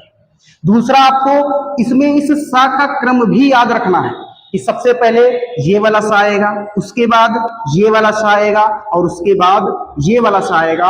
हालांकि उच्चारण में भी हम इस पर चर्चा करने वाले हैं। तो तीसरा व्यंजन का प्रकार कौन सा हो गया ऊष्म वर्ण। एक वर्ण आपका बचा और वो वर्ण कौन सा है आपका चौथा प्रकार। और चौथा प्रकार में जो वर्ण हमने आपको लिखवाए हैं या जो व्यंजन लिखवाए हैं वो लिखवाए हैं मिश्रित या संयुक्त व्यंजन।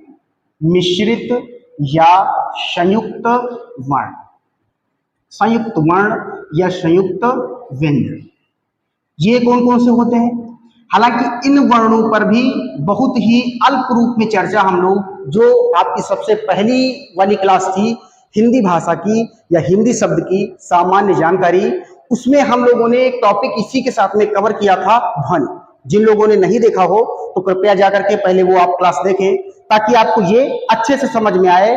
क्योंकि सबसे महत्वपूर्ण होता है कि पिछली वाली चीज को आगे वाली जो टॉपिक आप पढ़ रहे हैं उसी के साथ कनेक्ट करने की जो प्रक्रिया होती है, वास्तव में आपके ज्ञान वृद्धि में सबसे महत्वपूर्ण वही होती है। इसलिए जरूरी है कि आप सबसे पहले पहली क्लास देखें, उसके बाद दूसरी क्लास देखें और उसके बाद तीसरी क्लास देखें। चरणबद्ध तरीके से जब हम लोग पढ़ते हैं तो वही क्रम कहलाता है वैज्ञानिक क्रम। और आधुनिक युग जो है वो वैज्ञानिकता का ही युग है। इसलिए अगर हम और आप जागरूक हैं तो जरूरी है कि वैज्ञानिक कारण से ही पढ़ें। है, देखते हैं मिश्रित या संयुक्त व्यंजन। वहां आपको बताया था कि मिश्रित या संयुक्त ध्वनि, कोई भी दो वर्ण जो अलग अलग प्रकार के हैं लेकिन उनका योग करके हम उच्चारण इस प्रकार करें कि दोनों का उच्चारण लगभग एक साथ हो, तो वो ध्वनि कहलाती थी संयुक्त या मिश्रित ध्वनि। इसमें देखिए क्या होगा, हमने कहा कि संयुक्त या मिश्रित जो व्यंजन होंगे उनकी भी संख्या कितनी है, उनकी भी संख्या कितनी है, 4। और वो 4 संख्या है कौन कौन सी, तो एक तो वर्ण है आपका एक तो वर्ण है आपका कौन सा, छ। एक तो वर्ण कौन सा है, छ। दूसरा वर्ण कौन सा है, दूसरा वर्ण है त्र। तीसरा वर्ण कौन सा है, तो तीसरा वर्ण है ज्या, जिसको कुछ लोग ज्ञा भी पढ़ते हैं, तो उच्चारण वास्तव में इसका क्या होता है, ज्या। और एक जो चौथा वर्ण है वो वर्ण है श्र। तो टोटल 4 वर्ण हैं जो कि मिश्रित या संयुक्त व्यंजन या वर्ण कहलाते हैं। और वो हैं कौन कौन से, छ, त्र, ज्या और श्र। संयुक्त या मिश्रित वर्ण है क्यों, क्योंकि ये एक से अधिक वर्णों के योग से बने हैं। इसमें भी कोई भी वर्ण ऐसा नहीं है जो किसी एक वर्ण के योग से बना। वो वर्ण होंगे कौन कौन से, उस पर भी चर्चा करते हैं। देखिए इस छ का निर्माण एक तुक्का और उसके बाद इश वाले सा से हुआ है। इसकी संरचना दूसरी हम ये भी बना सकते हैं कि अगर इस का के साथ हम हलंत लगाते हैं और इस सा के साथ भी हलंत लगाते हैं तो इसके साथ जो स्वर शामिल रहेगा वो स्वर कौन सा रहेगा, छोटा आ, वो निकल जाएगा। तो दोनों ही संरचनाएं सही हैं, चाहे आप पहले वाली देखें और चाहे दूसरी वाली देखें। और ऐसे करके बहुत बार प्रश्न पूछा गया है। तो इस छ का योग इन 2 वर्णों से होता है और इन 3 ध्वनियों से होता है। ठीक वैसे ही इस त्र का निर्माण भी 2 वर्णों से होता है। एक तो वर्ण होता है ता और दूसरा वर्ण होता है रा। याद रखिएगा पहले वाले वर्ण में जरूर ही क्या होगा, हलंत। हलंत का अर्थ है इसके साथ कोई भी स्वर शामिल नहीं। अगर हलंत नहीं लगा है इसका अर्थ है कि उसके साथ कोई ना कोई स्वर शामिल है। अब इसी की अगर हम दूसरी संरचना बनाएं तो हाँ ये कह सकते हैं कि एक तो ता और दूसरा रा, और यदि इसमें हलंत लगाते हैं तो तीसरा वर्ण निकल जाएगा और वो वर्ण कौन सा होगा, छोटा आ। तो इस तरह का निर्माण इन 2 ध्वनियों से या इन 2 ध्वनियों से या इन 2 वर्णों से होता है। अगला वर्ण, तो अगला वर्ण है आपका ज्या। देखिए इस ज्या का निर्माण कौन कौन से वर्णों से होता है। एक तो वर्ण होता है ज्या और दूसरा वर्ण च वर्ग का पंचमाक्षर यानी कि इया। जा और इया के योग से होता है। अगर आप यहां हलंत लगाएंगे तो इसके बाद छोटा आ आपका निकलेगा, तो हम इसकी दोनों संरचनाएं लिखे देते हैं, जा प्लस इया। या इसी की दूसरी संरचना, जा के नीचे भी हलंत लगाइए, इसके नीचे भी हलंत लगाइए और फिर इसके बाद जो स्वर शामिल है उसी स्वर को निकाल दीजिए। क्योंकि सामान्यतः किसी भी वर्ण के साथ यदि मात्रा नहीं है, ध्यान दीजिएगा बहुत ही महत्वपूर्ण बात बताने जा रहे हैं, अगर सामान्यतः किसी भी वर्ण के साथ कोई मात्रा नहीं लगी है तो और हलंत भी नहीं लगा है तो उसके साथ एक वर्ण शामिल होता है और वो वर्ण कौन सा होता है, छोटा आ। क्योंकि आपको बताया जा चुका है कि टोटल स्वर तो कितने हैं, 11, लेकिन मात्राएं कितनी हैं, 10। यानी कि एक वर्ण की मात्रा नहीं है और वो वर्ण है कौन सा, वो वर्ण है छोटा आ। इसी कारण इस छोटा आ को क्या कहा जाता है? शहीद वर्ण। अभी आगे चर्चा हम लोग करेंगे, तो इस छोटा आ को क्या कहा जाता है? शहीद वर्ण। खैर, आगे आगे देखिए, अगला वर्ण आपका एक बचा है श्रा। इस श्रा का योग होता है शा प्लस रास, और इसके साथ क्या रहेगा? हला। इसी की अगर दूसरी संरचना बनाएं तो ये कह सकते हैं कि शा प्लस रा प्लस छोटा आ के योग से निर्माण होगा किसका? श्रा। तो चूंकि एक से अधिक वर्णों के योग से कोई वर्ण निर्मित होते हैं तो वो वर्ण कहलाते हैं मिश्रित या संयुक्त वर्ण। और ये व्यंजन के कौन सा प्रकार है? ये व्यंजन का चौथा प्रकार है। तो हम लोगों ने 4 प्रकार के व्यंजन पढ़ लिए। एक तो वर्गीय या स्पर्शी व्यंजन, का से लेकर मा तक टोटल 5 वर्ण। अच्छा, दूसरा, उसी 5 वर्णों में जो हमने बताया था कि जो पहले अक्षर होते हैं, जैसे का, चा, टा, ता, पा, उन्हीं के आधार पर उनका नाम भी दे दिया जाता है। का वर्ग, चा वर्ग, टा वर्ग, ता वर्ग और पा वर्ग। अभी बताएंगे। देखिए आगे क्या है। आगे हम लोग बात करने वाले हैं जो व्यंजन है उन्हीं व्यंजनों के उच्चारण। पहले जो आपको हम पहले बता चुके हैं उसमें कुछ सुधार कर देते हैं ताकि आपको अच्छे से समझ में आ जाए। देखिए सुधार क्या है। हमने बताया कि जो इसके पहले वर्ण होते हैं इन्हीं के आधार पर इनका नाम दे दिया जाता है, और वो नाम क्या दे दिया जाता है? वर्ग के आधार पर। ये आप लिख चुके हैं, तो हम इसको इरेज किए देते हैं, शायद आपके ऊपर कोई भी प्रभाव ना पड़े। देखिए, हमने कहा कि चूंकि इसका पहला वर्ण कौन सा है? का, तो इसको कह दिया जाता है का वर्ग। और का वर्ग का अर्थ है कि का वर्ग में आने वाले 5 वर्ण शामिल होंगे। यानी अगर हम कहेंगे का वर्ग, तो का वर्ग का अर्थ रहेगा का, खा, ग, घा और गा। दूसरा, इसका पहला वर्ग कौन सा है? चा, इसको हम लोग कह देते हैं चा वर्ग। चा वर्ग का अर्थ होगा चा, छा, जा, झा और इया। वैसे ही अगर हम लोग कहेंगे टा, तो इसको कहेंगे टा वर्ग, और टा वर्ग का अर्थ है कि यही 5 वर्ण। वैसे ही इसको कह देंगे ता वर्ग, और ता वर्ग का अर्थ है ता, था, दा, धा, ना, और ठीक वैसे ही इसको कह देंगे पा वर्ग।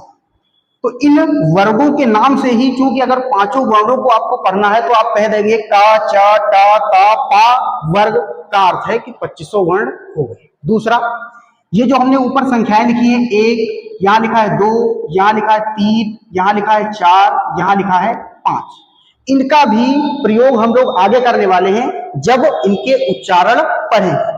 अब देखते हैं उच्चारण में इसकी क्या सहभागिता रहेगी और इसका कैसे प्रयोग हम लोग करें।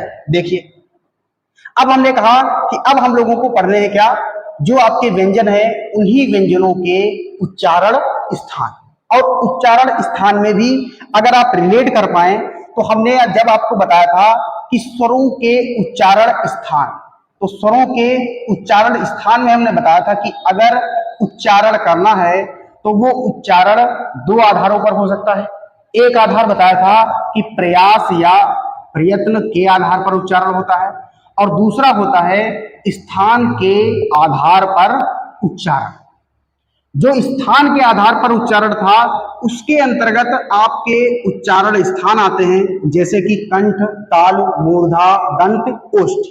जो आपका प्रयत्न का आधार था वो फिर से 2 भागों में डिवाइड हो गया था, और एक भाग था कौन सा?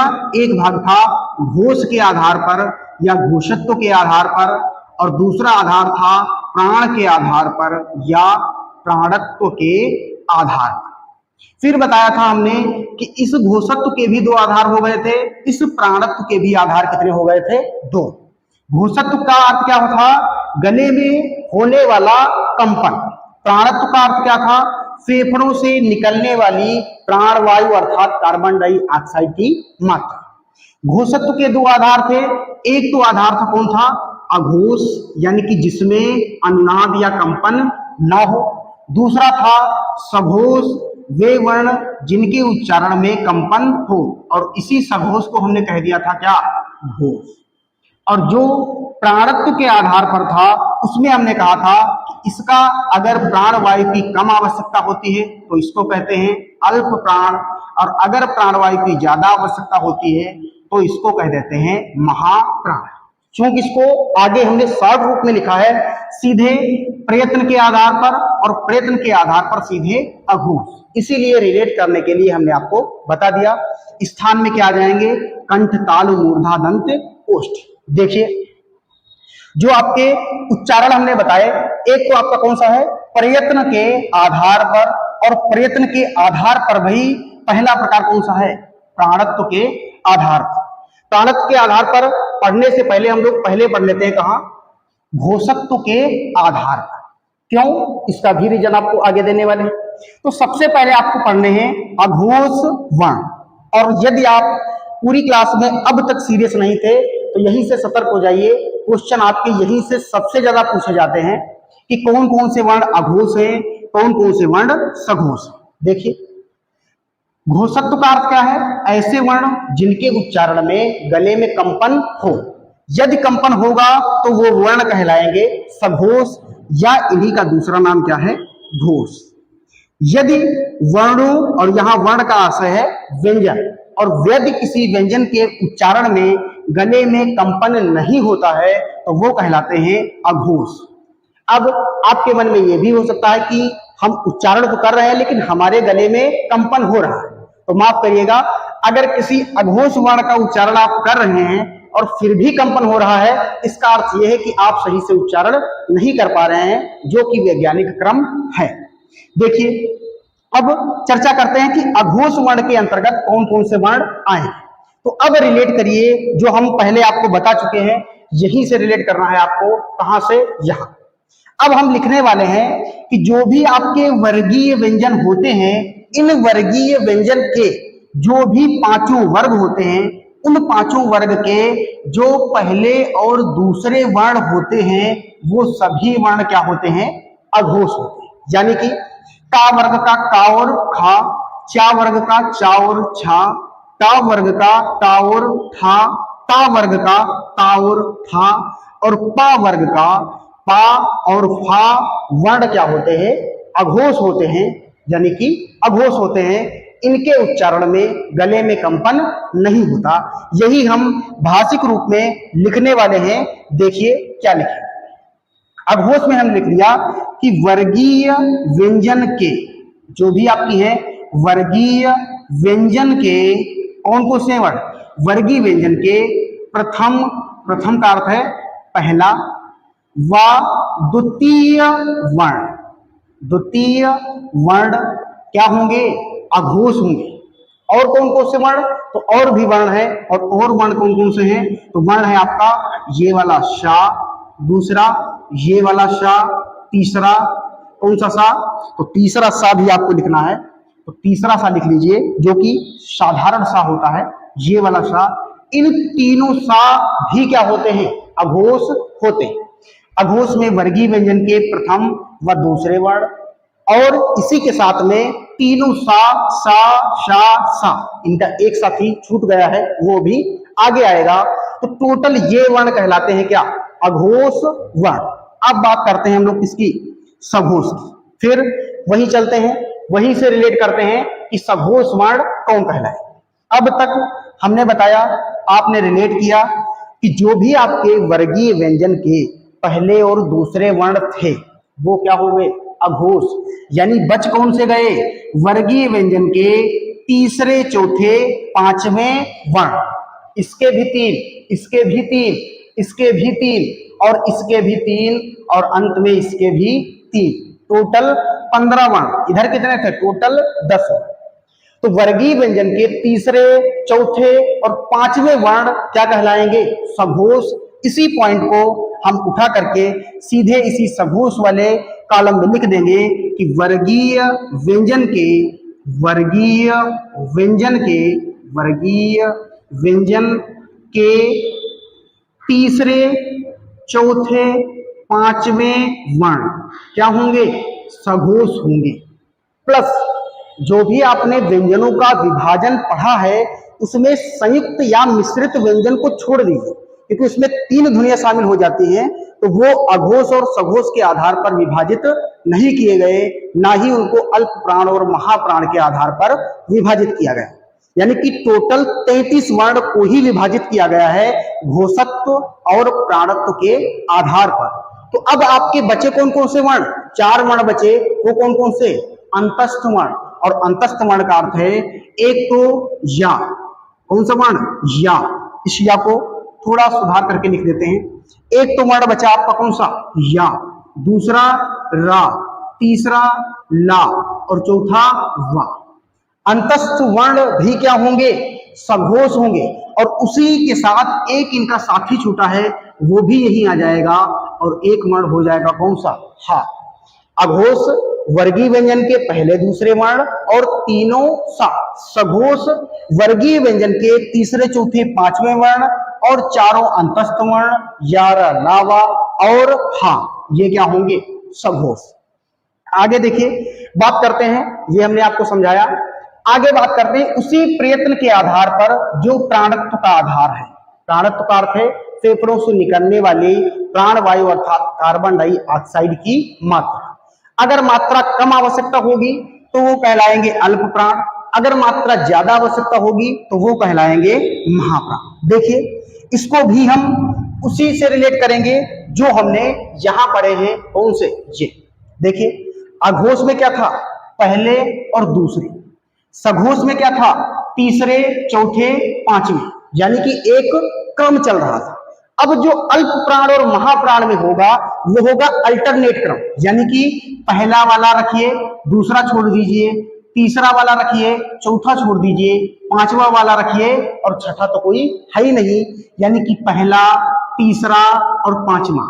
वर्गीय व्यंजन के, वर्गीय व्यंजन का अर्थ है कि पांचों वर्ग के पहले, तीसरे और पांचवें वर्ण क्या कहलाएंगे? अल्प प्राण। इसी बात को यहां से उठा करके और सीधे नीचे पेस्ट कर देंगे और यहां लिखे देते हैं वर्गीय व्यंजन के, वर्गीय व्यंजन के कौन कौन से? पहले, तीसरे और पांचवें वर्ण। इसके अलावा कौन कौन से रहेंगे? तो जो उधर सघोष में थे वही उसके जस्ट पड़ोस में अल्प प्राण में रहेंगे, यानी कि अंतस्थ वर्ण। एक तो या, दूसरा रा, तीसरा ला और चौथा वा। और इन्हीं का नाम क्या है? इन्हीं का नाम है अंतस्थ वर्ण। ये इतने टोटल वर्ण कौन से होंगे? अल्प प्राण। फिर एक बार रिपीट किए देते हैं, वर्गीय व्यंजन के पहले, तीसरे, पांचवें वर्ण और चारों अंतस्थ वर्ण क्या होंगे? अल्प प्राण। बच कौन कौन से गए? तो पहला हो गया, बीच में कौन सा एक छूटा? दूसरा। तीसरा हो गया, बीच में कौन सा छूटा? कौन सा छूटा? चौथा। इसी को महाप्राण में अगर हम लिखें तो लिख देंगे वर्गीय व्यंजन के, वर्गीय व्यंजन के कौन कौन से? दूसरे और चौथे वर्ण क्या होंगे? महाप्राण। इसके अलावा कौन कौन से वर्ण छूटे? 4 वर्ण छूट गए, क्योंकि अगर 33 में देखेंगे तो 15 यहां हो गए, 4 यहां हो गए, 19, उसके बाद 10 यहां हो गए, 29, बचे कितने? 4। और वो 4 कौन कौन से? तो वो 4 कहलाएंगे शा, दूसरा कहलाएगा शा, तीसरा कहलाएगा सा और एक वर्ण कहलाएगा कौन सा? हा। और जब यही चारों वर्ण मिल जाते हैं तो इन्हीं के नाम हो जाते हैं क्या? ऊष्म वर्ण। कौन कौन से वर्ण? ऊष्म वर्ण। तो अल्प प्राण में वर्गीय व्यंजन के पहले, दूसरे वर्ण, पहले, तीसरे और पांचवें वर्ण, और महाप्राण में वर्गीय व्यंजन के दूसरे और चौथे वर्ण। अल्प प्राण में अंतस्थ वर्ण, महाप्राण में ऊष्म वर्ण। ये तो हो गया विभाजन किसके आधार पर? प्रयास या प्रयत्न के आधार पर। अगला आधार हम लोग पढ़ते हैं, और अगला आधार कौन से आधार पर है? स्थान के आधार पर। और स्थान का अर्थ यह है कि यहां कंठ से चालू करेंगे, कंठ से थोड़ा ऊपर जाएंगे तो आ जाएगा ताल, ताल से फिर थोड़ा ऊपर जाएंगे तो आ जाएगा मूर्धा, और मूर्धा से फिर आगे जाएंगे तो आ जाएगा दंत, और दंत से फिर थोड़ा आगे जाएंगे तो बाहर का भाग आ जाएगा और वो कहलाएगा कौन सा? ओष्ठ। देखिए, इनको इसी क्रम में लिखने का क्रम भी इसीलिए ये निश्चित है क्योंकि जो भी आपके वर्गीय व्यंजन हैं वो जिस क्रम में लिखे गए हैं उन्हीं के क्रम के अनुसार ही इनके उच्चारण स्थान है। यानी कि सबसे पहले कंठ आएगा तो सबसे पहले का वर्ग आएगा। का वर्ग के जो भी पांचों वर्ण होंगे का, खा, गा, घा, गा, उन सभी का उच्चारण किससे होगा?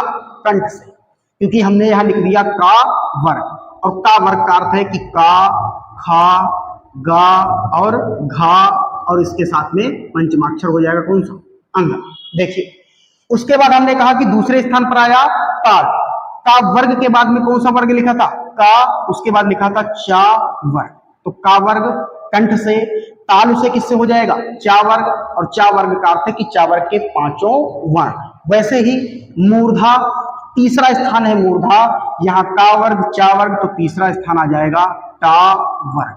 और टा वर्ग का अर्थ है कि टा वर्ग के पांचों ही वर्ण उच्चारित होंगे किससे? मूर्धन्य से या मूर्धा से। उसके बाद अगला स्थान है दंत। और दंत आपको पता है कि का, चा, टा, तो अगला आ जाएगा ता वर्ग। और ता वर्ग का अर्थ है ता, था, डा, धा, ना, पांचों ही वर्ण उच्चारित होंगे दंत से अर्थात दंत से। फिर आया ओष्ठ। और ओष्ठ के अंतर्गत उच्चारित होने वाला जो वर्ग है वो वर्ग है पा वर्ग। फिर एक बार बता देते हैं, वर्ग का अर्थ है कि इनके आगे आने वाले सभी वर्ण। चा वर्ग का अर्थ है चा, छा, जा, झा, यहाँ। टा का अर्थ है टा, ठा, डा, धा, रा। ता का अर्थ है ता, था, दा, धा, ना। पा का अर्थ है पा, फा, बा, भा, मा। ये सभी वर्ग उच्चारित होंगे किससे? कंठ से, ये ताल से, चा वर्ग, मूर्धा से, ता वर्ग, दंत से, ता वर्ग और ओष्ठ से पा वर्ग। फिर ये दंत और ये ओष्ठ से मिलकर एक उच्चारण स्थान बना और वो उच्चारण स्थान कौन सा है? दंतोष्ठ। अब देखिए व्यंजनों के विभाजन में टोटल 25 का काम हो गया। बचे कितने? बचे 8। और वो 8 कौन कौन से? तो हम इस क्रम में लिखे देते हैं। एक तो सा, दूसरा शा और तीसरा शा और चौथा हा। दूसरा कौन सा बचा? एक तो बचा या, एक बचा रा, तीसरा बचा ला और चौथा बचा वा। हमने आपको बताया एक तरीका कि नीचे के दोनों वर्ण को फिलहाल भूल जाए। कौन कौन से वर्ण? एक तो हा और दूसरा वा। तो ये बचे कितने? ये बचे 3। और अगर आप ऊपर देखेंगे तो इसको अगर छोड़ दिया जाए तो ऊपर ये कितने लिखे? 1 2 3 4 5। कितने लिखे? 5। यहां कितने हैं? 1 2 3। अगर 3 वाले को 5 में ले जाना, इसका अर्थ यह है कि नीचे से एक हटा दो, एक ऊपर से हटा दो। यानी कि एक तो कंठ वाला हटा दो और दूसरा कलर चेंज किए देते हैं ताकि आपको अच्छे से समझ में आए। हमने कहा ऊपर से एक हटा दो, कंठ वाला हटा दिया। फिर हमने कहा नीचे से एक उठा दो, ओष्ठ वाला हटा दिया। अब कितने बचे? 3। 1 2 3।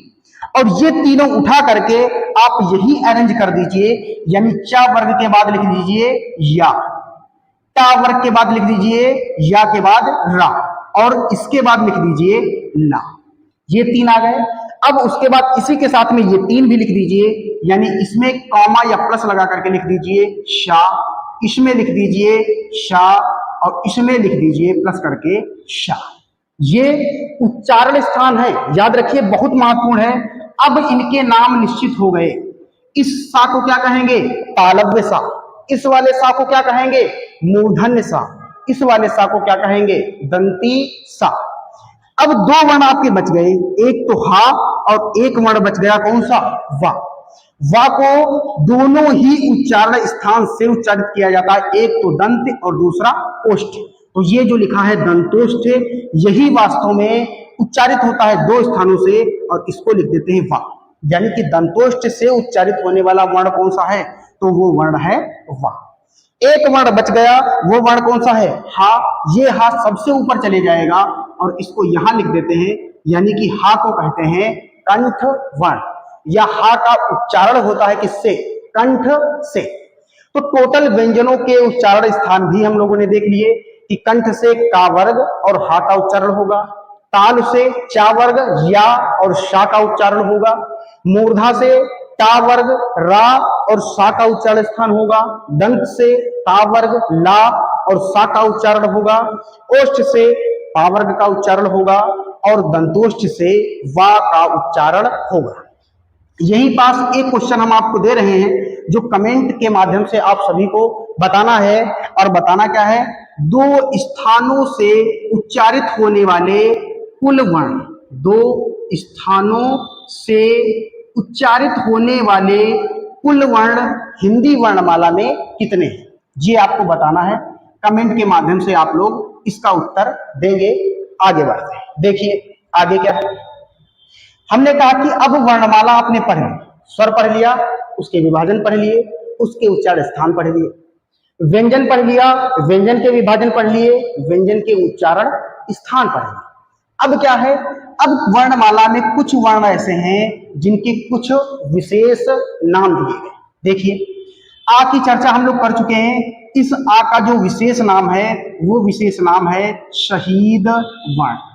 इसका नाम क्या है, शहीद, ये सॉरी वर्ग नहीं है, ये क्या है, शहीद वर्ण। दूसरा देखिए अगला, हमने कहा ए और ओ, इन दोनों वर्णों को कहा जाता है गुण स्वर।